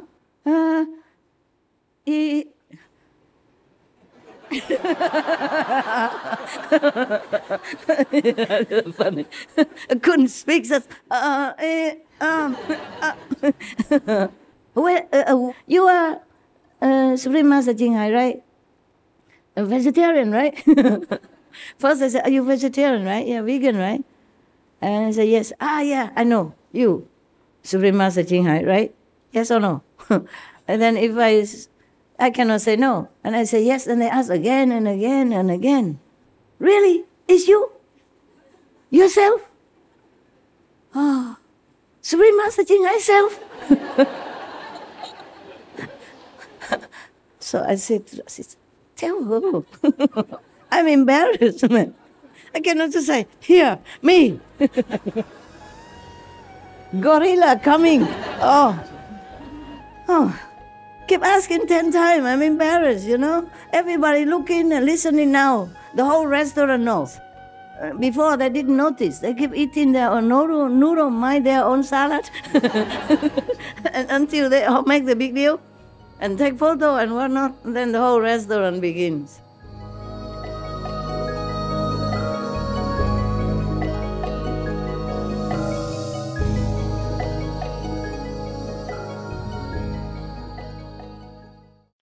First I said, are you vegetarian, right? Yeah, vegan, right? And I said, yes. Yeah, I know. You, Supreme Master Ching Hai, right? Yes or no? And then if I cannot say no. And I say yes, and they ask again and again and again. Really? It's you? Yourself? Oh, Supreme Master Ching Hai self. So I said, tell who? I'm embarrassed, man. I cannot just say, here, me. Gorilla coming. Oh. Keep asking 10 times. I'm embarrassed, you know. Everybody's looking and listening now. The whole restaurant knows. Before, they didn't notice. They keep eating their own noodles, their own salad. And until they all make the big deal and take photos, whatnot, then the whole restaurant begins. But at least I can escape quickly. I say, oh, sorry. We have to go. Huh? Yeah. But not like in our restaurant. From the beginning to the end, I just sit there like a theater, you know, for people to watch.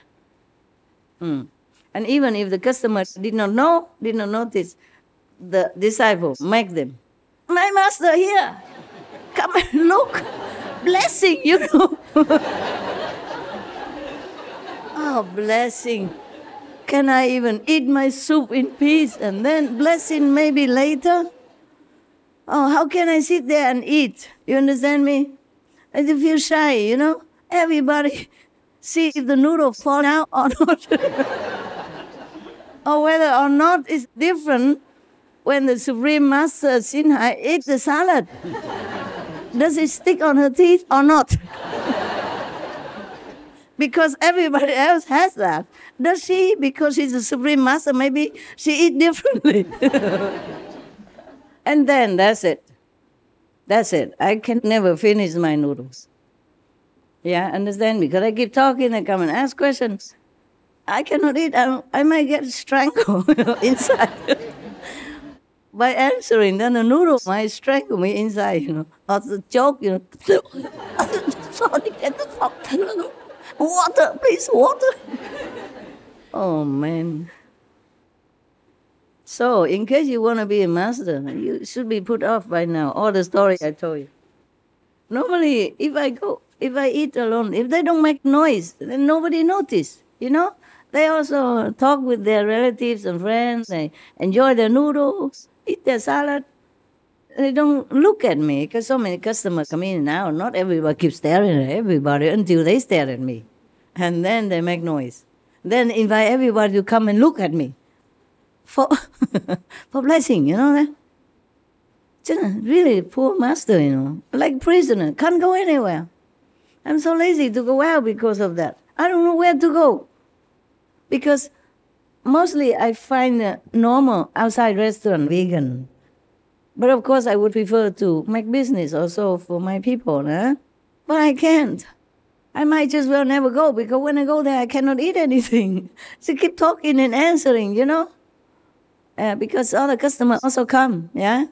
And asking and telling me their own opinion about religion. And ask my own opinion about religion, which I don't care anyway. just want to talk.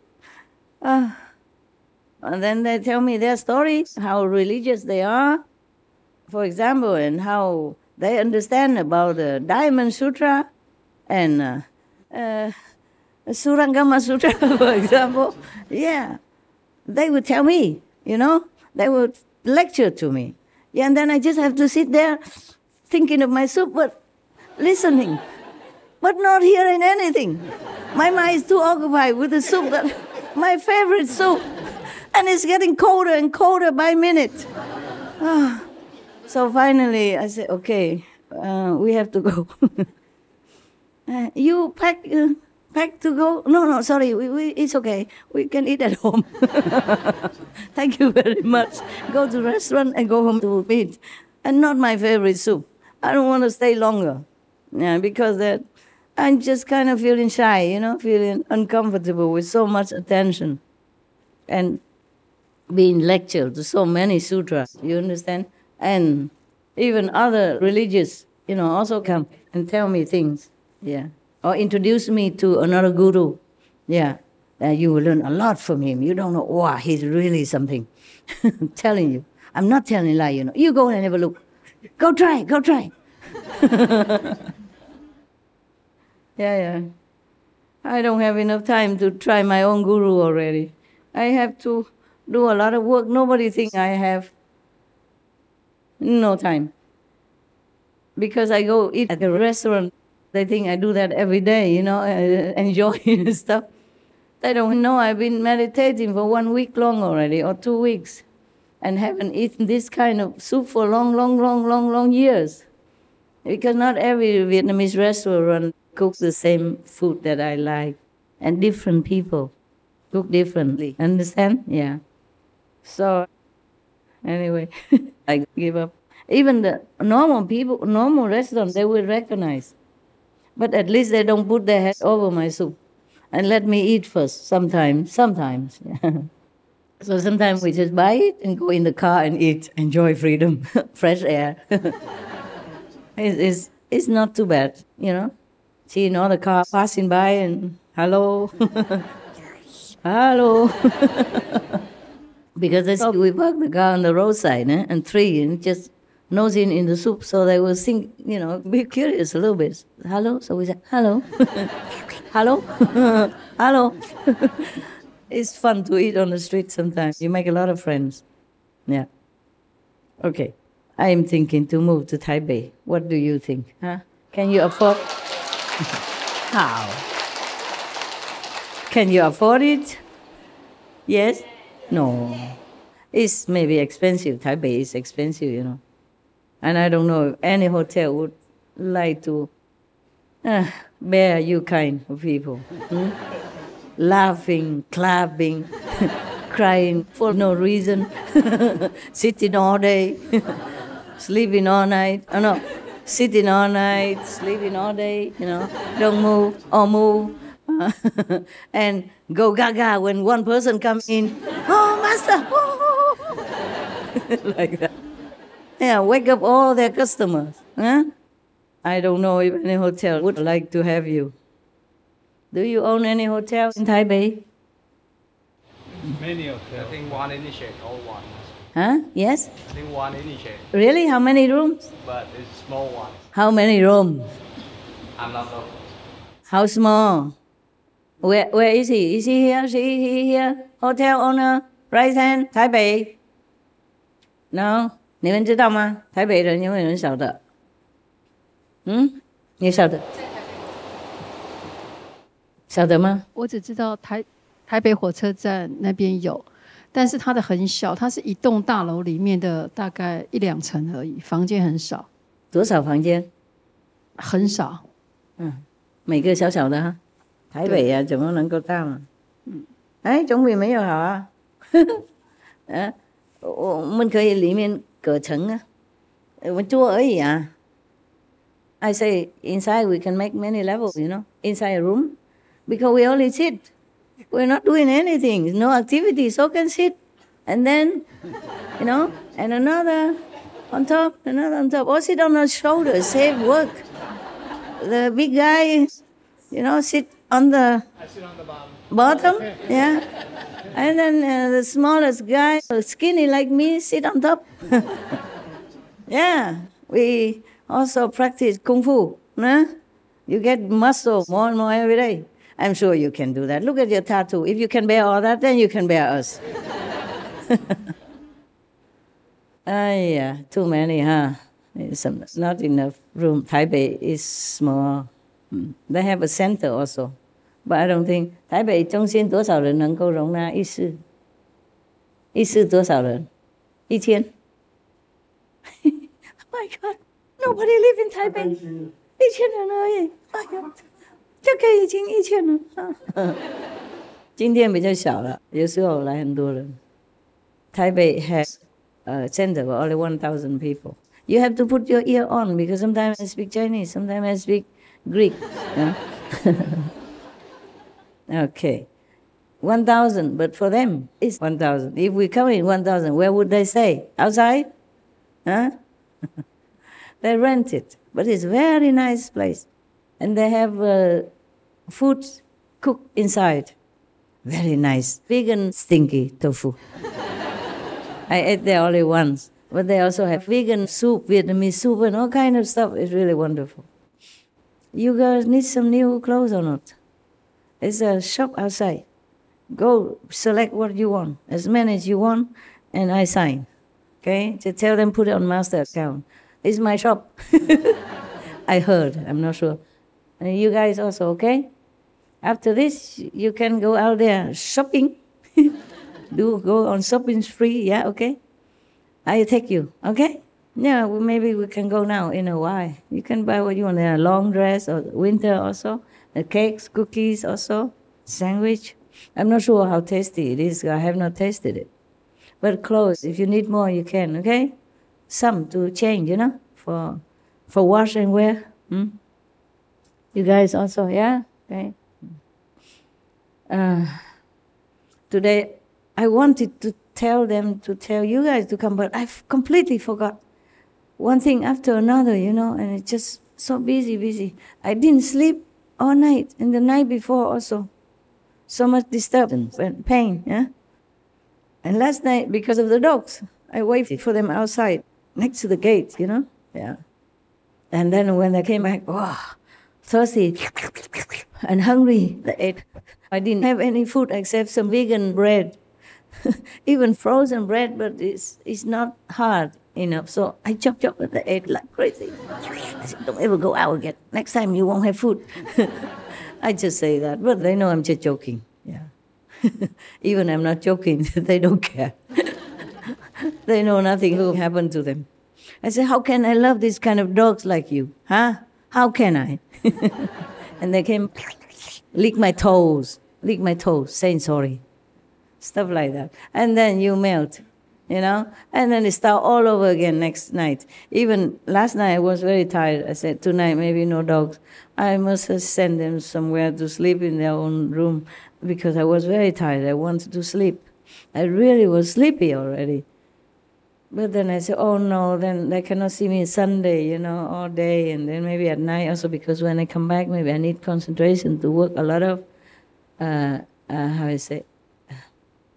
documents were waiting, yeah, because the morning I didn't do it.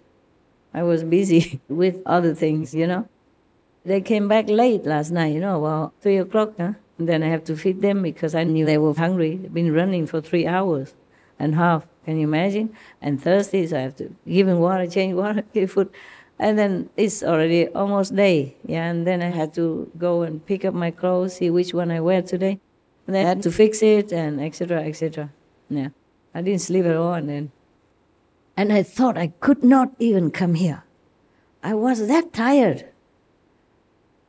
But when I'm here, yeah, I'm telling you, the body is a really funny thing.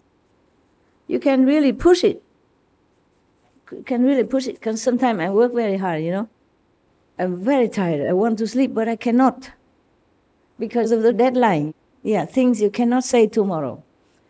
So I just go out, do some whatever silly exercise, and come back and work again.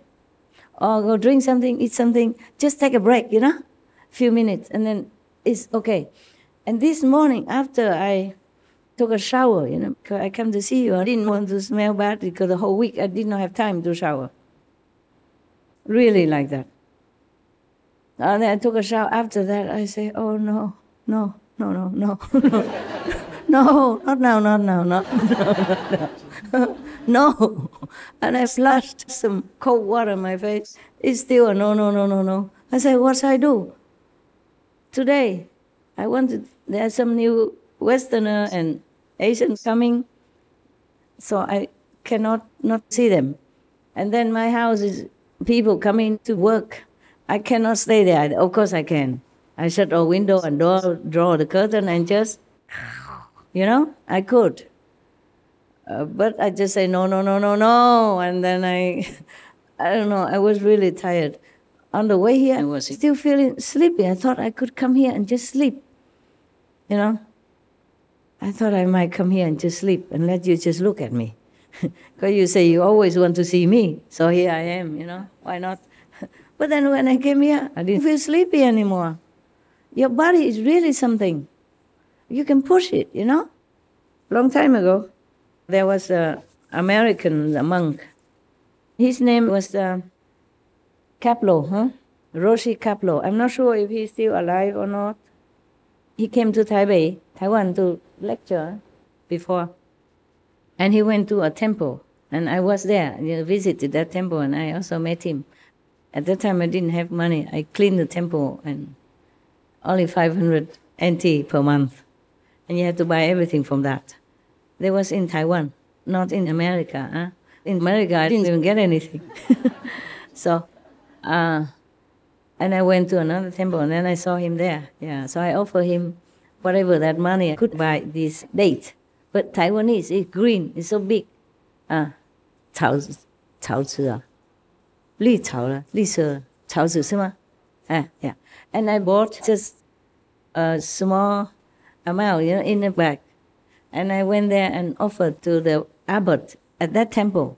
And he shared it with Roshi Kaplo. Roshi is Japanese, mean master, yeah? Yeah, master of Zen, huh? Meaning he already became a teacher. He can teach Zen already. So Roshi Kaplo. And he taught in Taipei, yeah? Before, one time he came all the way from America. He wrote a book also. He went to Japan and studied Zen there. I will get to the point soon. Okay? You know my calendar, right, by now? That makes it more interesting. Otherwise, I just tell you 2 seconds, finished. Nothing else, and no punchline or no waiting.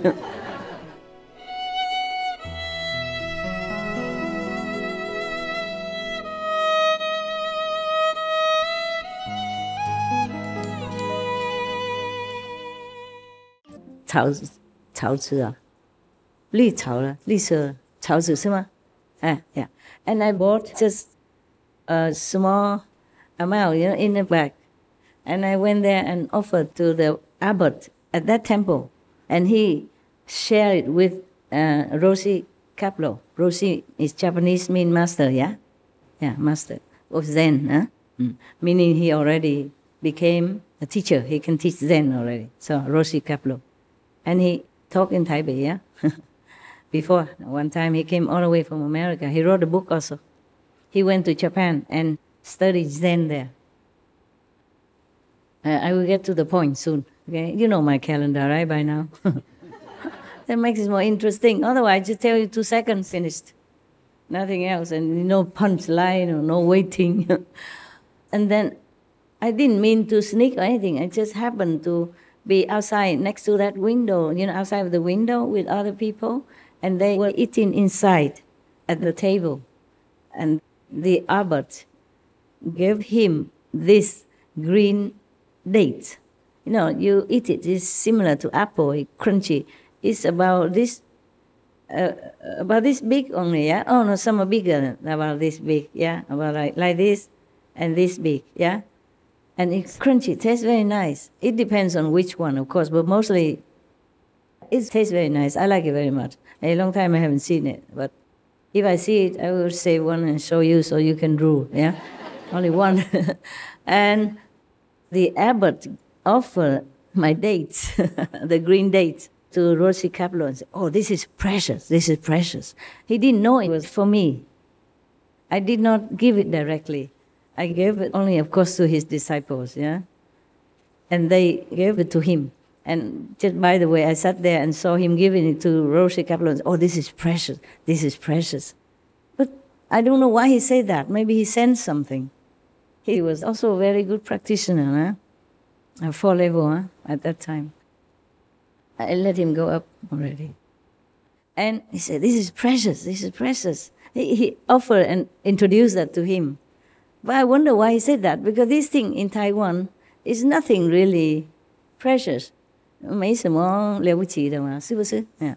And in season is plentiful, and it's pretty cheap, because even I could afford it out of my 500 NT per month. How much is that? 500 NT, how much is that? 10? 15? Yeah, $15.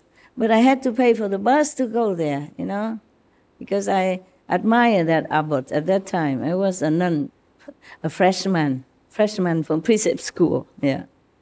So I went there, and then I accidentally saw him also, Roshi Kaplo. So they ate it, and then it seemed very enjoying. Oh, my heart feels so good, because they didn't know it was me who gave it even. So they did not know that I was so happy inside, because the abbot, I say, he's a big monk, you know.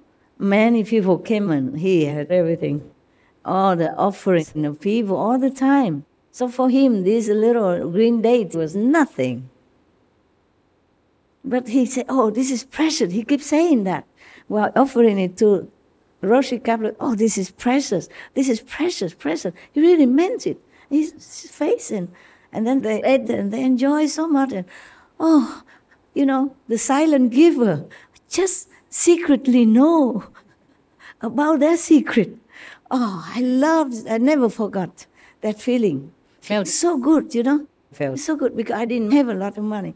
And this thing for me, I thought this was nothing at all, you know. I didn't even directly give it to him because it was nothing, you know. Just like you go out and buy a few grapes or something, huh? Grapes even more valuable, you know. So I felt already very embarrassed, you know, that I didn't have much to give. So I gave it to whomever others. Yeah, you know, like I didn't even say for whom or anything. I thought they would just put it together in a bunch of orange, apple mixed together for everybody, you know. I did what I could, you know. I didn't want to come empty-handed, no? And that's all I could afford. But they sat there and ate it all with appreciation and gusto and love and say, precious, precious, repeat it again and again. For this monk to say that, he's very famous in Taiwan. He was very famous. He's gone already, gone to heaven already. But for him to say that, and I admired him, you know. He went to my resided temple at that time and lectured. Though I did not understand much, but I saw him as a very dignified monk, a true monk. And the way he looked, you know, oh, I really liked him so much. So I went to visit his temple and brought my little recording machine that I had to record his teachings. So that when I came home, I could have it translated for me. Yeah, because I love monks who are real. Monks and real, and even go out and preach to people. And the way he looked, just like when you look at the picture of Baba Sawan Singh, you feel something, you feel he is something. Yeah. Not just any other Sikh guru, but he has something. Immediately, the first time I saw, that's how I felt. The photo only, yeah? He was gone then, yeah. So, I felt very good. But that's not the end of the story, okay? Remind me before the calendar gets too long. So this Roshi Kapleau, he had been studying Zen with true Zen monks in Japan, okay? He also wrote something very funny. American, you know, he asked, why don't you eat beef or eat meat? American. I don't know if at that time he was vegetarian or not. Maybe later he was. So the monk in the temple, the Japanese monk, not the abbot, but simple monk, yeah, say, we don't eat meat because we cannot afford it.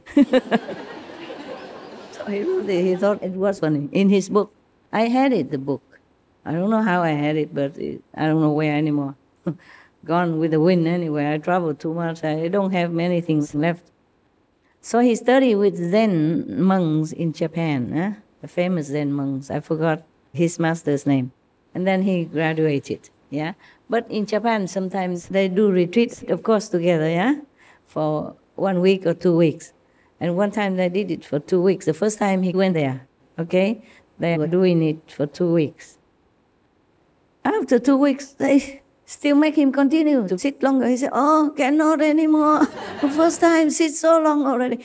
Then the master, Albert, said to him, you are more capable than what you think. Just sit. Extra. And he did. Yeah. I want to say that our body is really a marvel, you know. You can push it to the limit. Of course, we don't always want to push. Yeah, we want to enjoy a little nap here and there. Oh my God, life is hard enough. But don't nap too long, huh? Don't say, Master, say that, huh? You nap a lot already. Even during meditation, you nap a lot. Huh? Lucky you're not in a Japanese temple. In Japan, the abbot or the assistant come around with such a long, very long stick, flat, and they can reach you anywhere. Like omnipresent, omnipotent. because it's long, you understand? And mostly the temple is not that big, so, even they can sit here, they see you're napping, then they puck. Yeah, wake you up so rudely. But it's not that painful. I've been hit once, but it's not painful. It's just an embarrassment. They want to emphasize that, hey, you cheated. You are not good practitioner. Sleeping on the job. No good. Something like that, yeah. But it doesn't hurt. They don't do it to hurt you, okay? But they have to do it correctly, otherwise it might hurt you in a different way, okay? So it's just on shoulder. Tap one shoulder, two shoulder, that's it. Once, and then you probably won't dare sleep again because it makes noise, and everybody looked at you and knows that you're sleeping. You understand? And for Zen monk, there's a pride to sit straight, non-stop, and saying something like moo, or maybe om, or maybe who am I, or I am who. I know who I am, well, maybe you don't know, so you keep asking yourself. Koan, Koan, yeah. And they're very diligent. They sit also outside in the night. And then he did it. So he wrote it in his book, yeah. He did not think he could make it. Because how can I? He said, already 2 weeks. How can I sit another week? For what? How can I? We're so happy it's end and we can go out, do what we want. Now the abbot make us sit again. So the abbot said, you can do more than you think. Then he really could, yes. Meaning the body is able to withstand more than what we think. We just pre-program ourselves into thinking that, I need this, I need that, I need to sleep. But if we have an interesting movie, sometimes we don't sleep at all, keep watching. But if it's going to do kitchen chore or, cleaning the bathroom, I'm so tired and sleepy. Yeah, the reason I was sleepy was also because I didn't do what I wanted to do. I wasn't really enjoying preparing my dress, you understand, or cleaning some of the things, or etc. Yeah. I did not really enjoy it. I do it for the job. Not that I am not willing. It's just that willing and enjoying are different things. Yeah. Sometimes you do things that you don't want to do, but you do it willingly because it's for a good cause. Yeah. So another story about him is that, when he first came, Japan is cold in winter, believe me. It snows very high. You can see one of my clips that I walk like this, with a big hat, flowing frill, Japan, near the wood cabin where I lived before. When he first came, it was maybe winter or something, so cold like that. So they gave him this warm pack, you have it sometimes here, and told him to put it on his stomach, the dantian, the solar plexus, then it will warm the whole body. So he did that. And later they discovered that he's burned, the whole area burned, nasty burned skin. Oh, they treated him but laughed. They said, you idiot, why you put it directly on your skin? We all put it on the top of the cloth and we bind it. Yeah, but he didn't say anything. He continued to meditate like that. Yeah. Some funny story that he told us. Okay, so that is his story. The story of Rusi Kaplo. He had students in America afterwards, and this abbot invited him to come because this abbot also had another temple in New York. He went Taiwan, New York. He had green card. And that's where I cleaned toilets at the beginning. And then was discovered by, the group of people, of Black American people. They were my first disciples in America. And later some of the disciples of the abbot also wanted to follow me. I also taught them. Might as well, I already began. Why not? And afterwards, I left. because so many people came to see me again and again, and it began, making smoke. And also I didn't eat for a long time, for a while. So they began to get curious and ask me, and then blah, blah, blah. And then I told him. And then the abbot also got wind of it. Correct? Heard about it. Got wind of it. Yeah? I don't know where I learned that. I didn't even use that before ever. I don't know where I even read this kind of thing. These people don't talk like that often, no. I haven't heard it before. It just come out. Must be from you, huh? Thank you, huh? Your blessing, huh? Yeah, sometimes you sit with intelligent people, they rub off on you, huh? Or vice versa, yeah? Or you rub off on them, and you become stupid. Yeah, truly. No, if I stay too long with some people who don't speak a lot of English and who a little bit less than low IQ, then I become also kind of dull and sometimes think long time for one word and talking but don't make good sentences. Then I know it's time to sayonara for a while. Otherwise I become where I don't know where to go. Become what? So of course then the master knew about it, yeah? And one of the sisters in the temple, she took care of the master, yeah? Maybe helping with clothes and something like that. She and her mother. Oh, she was very jealous, because the abbot was very fond of me. And so one time, I didn't know much Chinese at that time, but I knew they're fighting about me. Oh, that's the first time I heard the abbot's loud voice and very serious face. Normally, when he taught, he didn't smile a lot, but he had never raised his voice like that. Afterward, I left anyway.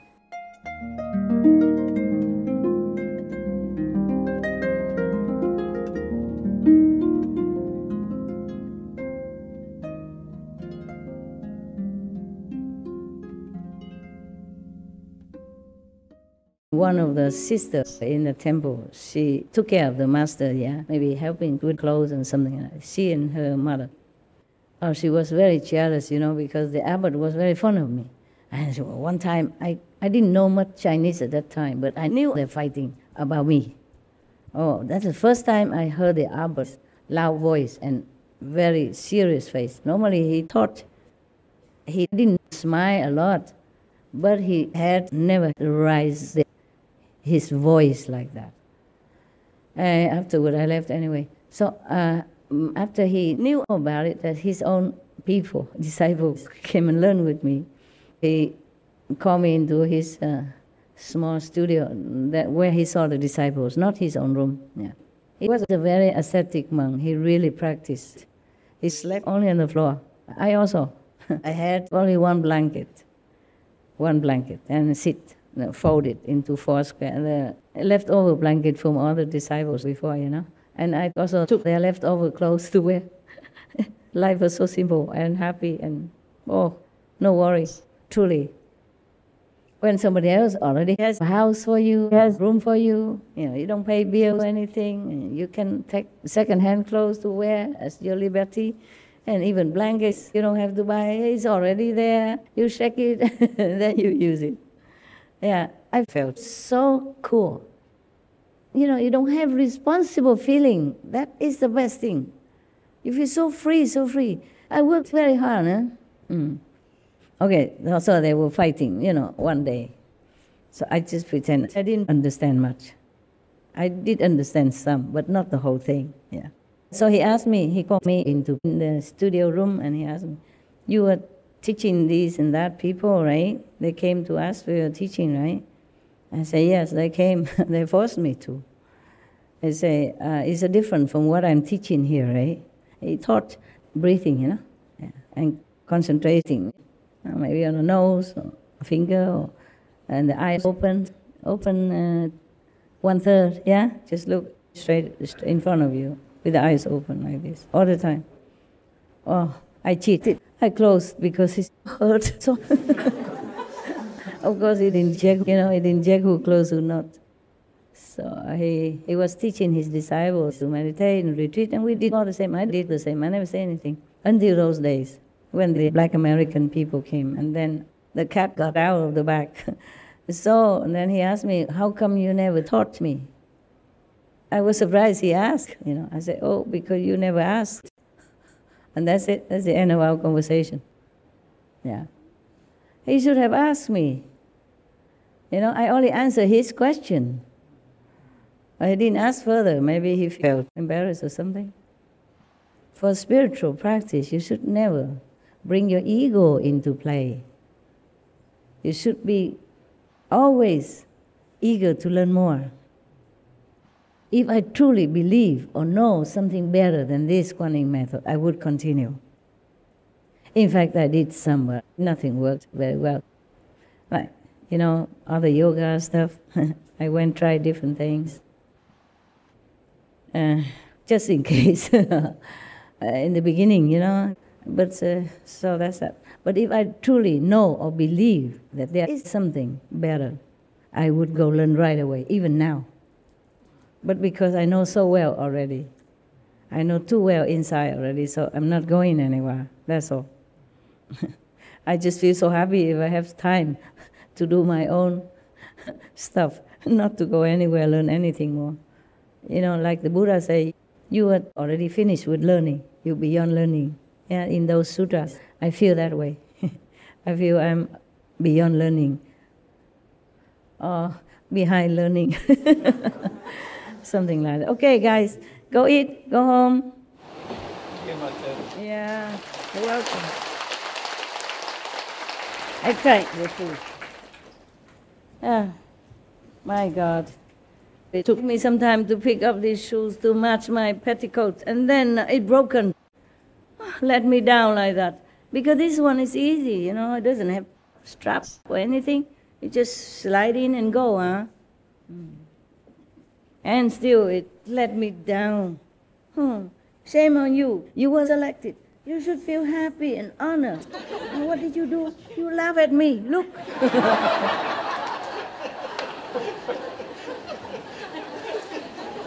I know why, huh? It looked new because I don't wear a lot. These years, you know, they bought so many, everybody bought different things. It looked new, but it's too old, or maybe it was the glue well, huh? We are laughing too hard, so. It's also have soul. Shoe has soul. Laughing. Huh? It has soul, right? Chinese don't understand that, huh? I play with words. Okay, thank you very much. Yeah, maybe I can fix it. Just glue, you know. Ooh, what is glue or everlasting glue? Super glue, yeah. Super glue. I cannot do it. Sorry, huh, guys. I have to put it on here. Maybe I can see it better.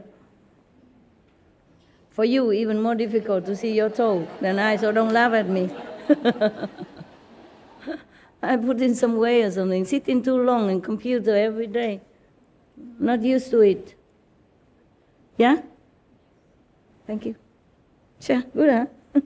Good, you give me shoes, huh? Thank you. Getting better all the time, huh? Give me glass, give me shoes, huh? Complaining does work. Huh? 叫什么？包烟有效啊！进步了，进步了，功德无量啊！I'm just doing with my feeling. I don't even see where it is. Yeah. That's what I call doing without doing. Yeah. Just use your feeling. Is it okay? Huh? No, the men don't understand. Yeah. It's okay lah. Okay, very good. Okay lah, go eat and good appetite. And good practice, good practice. I thank all of you again for helping the world by helping SMTV in any way. Okay, huh? So what do? I have new glasses. Check it out. Wow, I like both. Very fashionable. Which one looks better?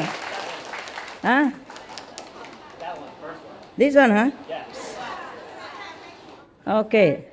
Why? Very fashionable? It's good.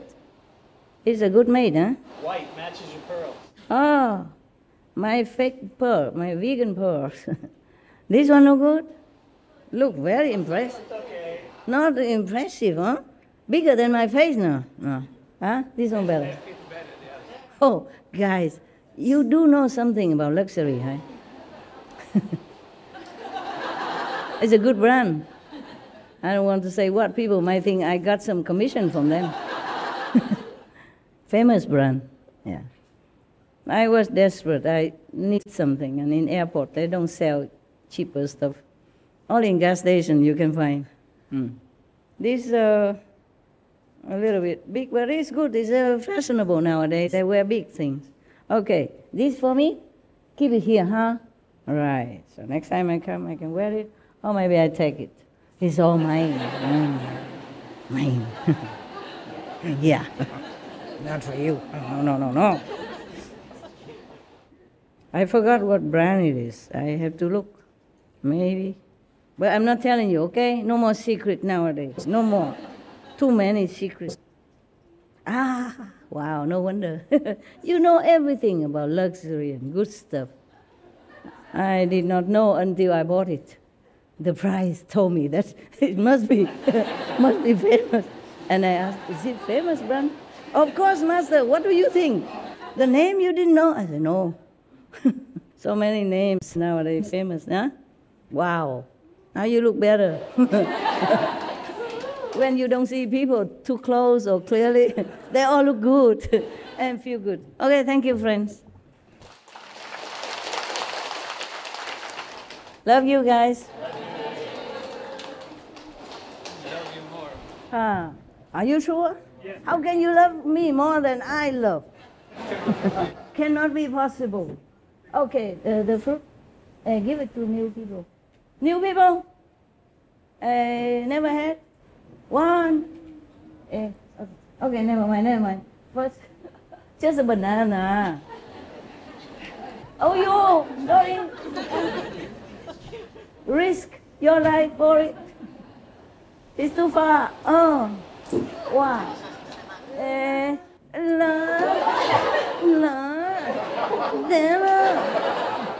Here. Banana is easier to throw. Wow! Incredible. Hey! Wow! Look at that. Should be on a football team. Give. And this one, please. Give. This one. No. Just a few. Oh, you know what? Last time the artists were here, Michelle, you know, she introduced the song. Oh, I like this so much. I listened to many times at home. Yeah, whenever. And I was so sleepy already. I still want to listen because it was the only time I could listen. It was very cool. I listened many times. And one of our brothers is in there also, you know, that guy. I thought it was you, and I asked, and it was really you. Cool, huh? Yeah. Oh, well, let me go there and listen there. There you go. Oh, very good. Yeah, excellent. We're going now.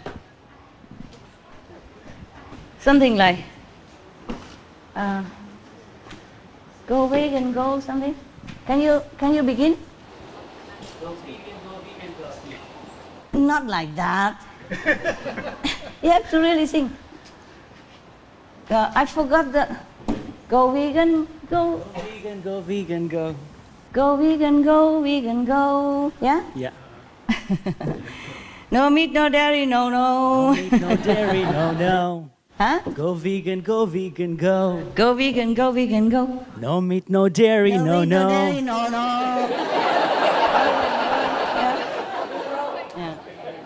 I'm going now, yeah. I really am going, yeah. I'm not joking, okay? I'm going, yeah.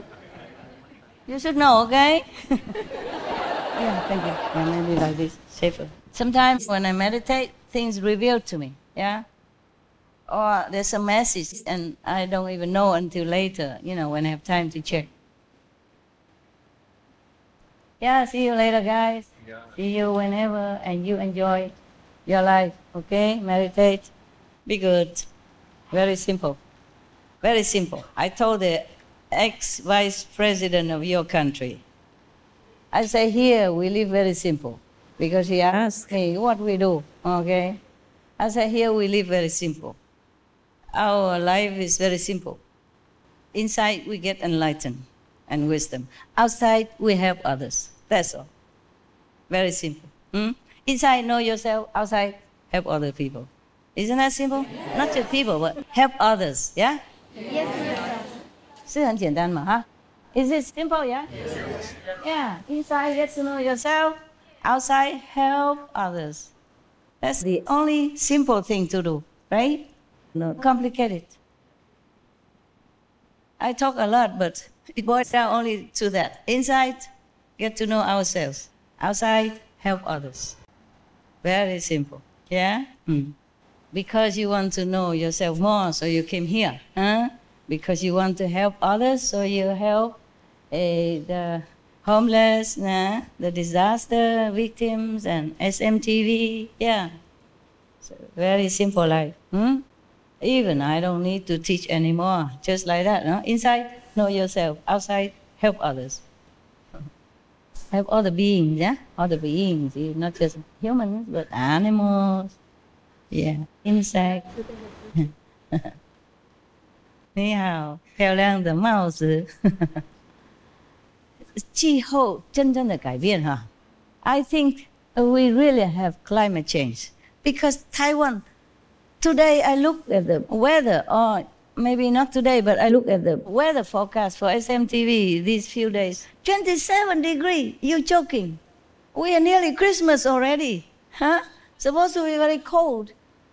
27度，开玩笑。现在冬天不是吗？啊？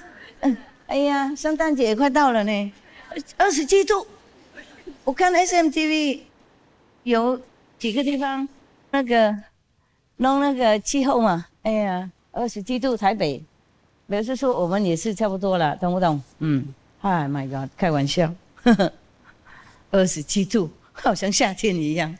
你看我穿这种衣服都没冷哎，哎呀，还会觉得好热吗？哎，我走了，我真的要走了。Thank you, thank you. Oh, my car is here already, but I go kitchen. 回去厨房吃饭了。我跟那个工作人员一起吃饭。不是天天了啊，不是每次。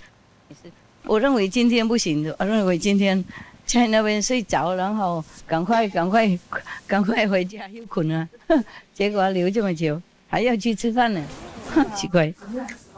好。Yeah, SM Celestial Clothes 家人自己的家设计吗？有新的电视呢，电视也有一个新的，有出来了。啊，谁转给我看看？啊，没有给我。什么都是同修，都把我忘掉了。哇哦，那么多护法，哇，更好壮观哈！哇，很有印象啊。Thank you 啊，多谢大家啊。他们不让我住在那个山洞啊，哇，写好多几封信，恐吓我住里面会怎样啊。我也不是想住那边呢，我有新的山洞，也不用旧山洞没关系。不过我认为修改一下当纪念嘛，结果他们说好像也修理不成，不好修，都太烂了，也不能有人进去，危险的，因为太旧了，它随时会倒啊。Hello， 好久不见啊，还排队。好久不见了，排队那么厉害，好像看明星一样，让我觉得好重要。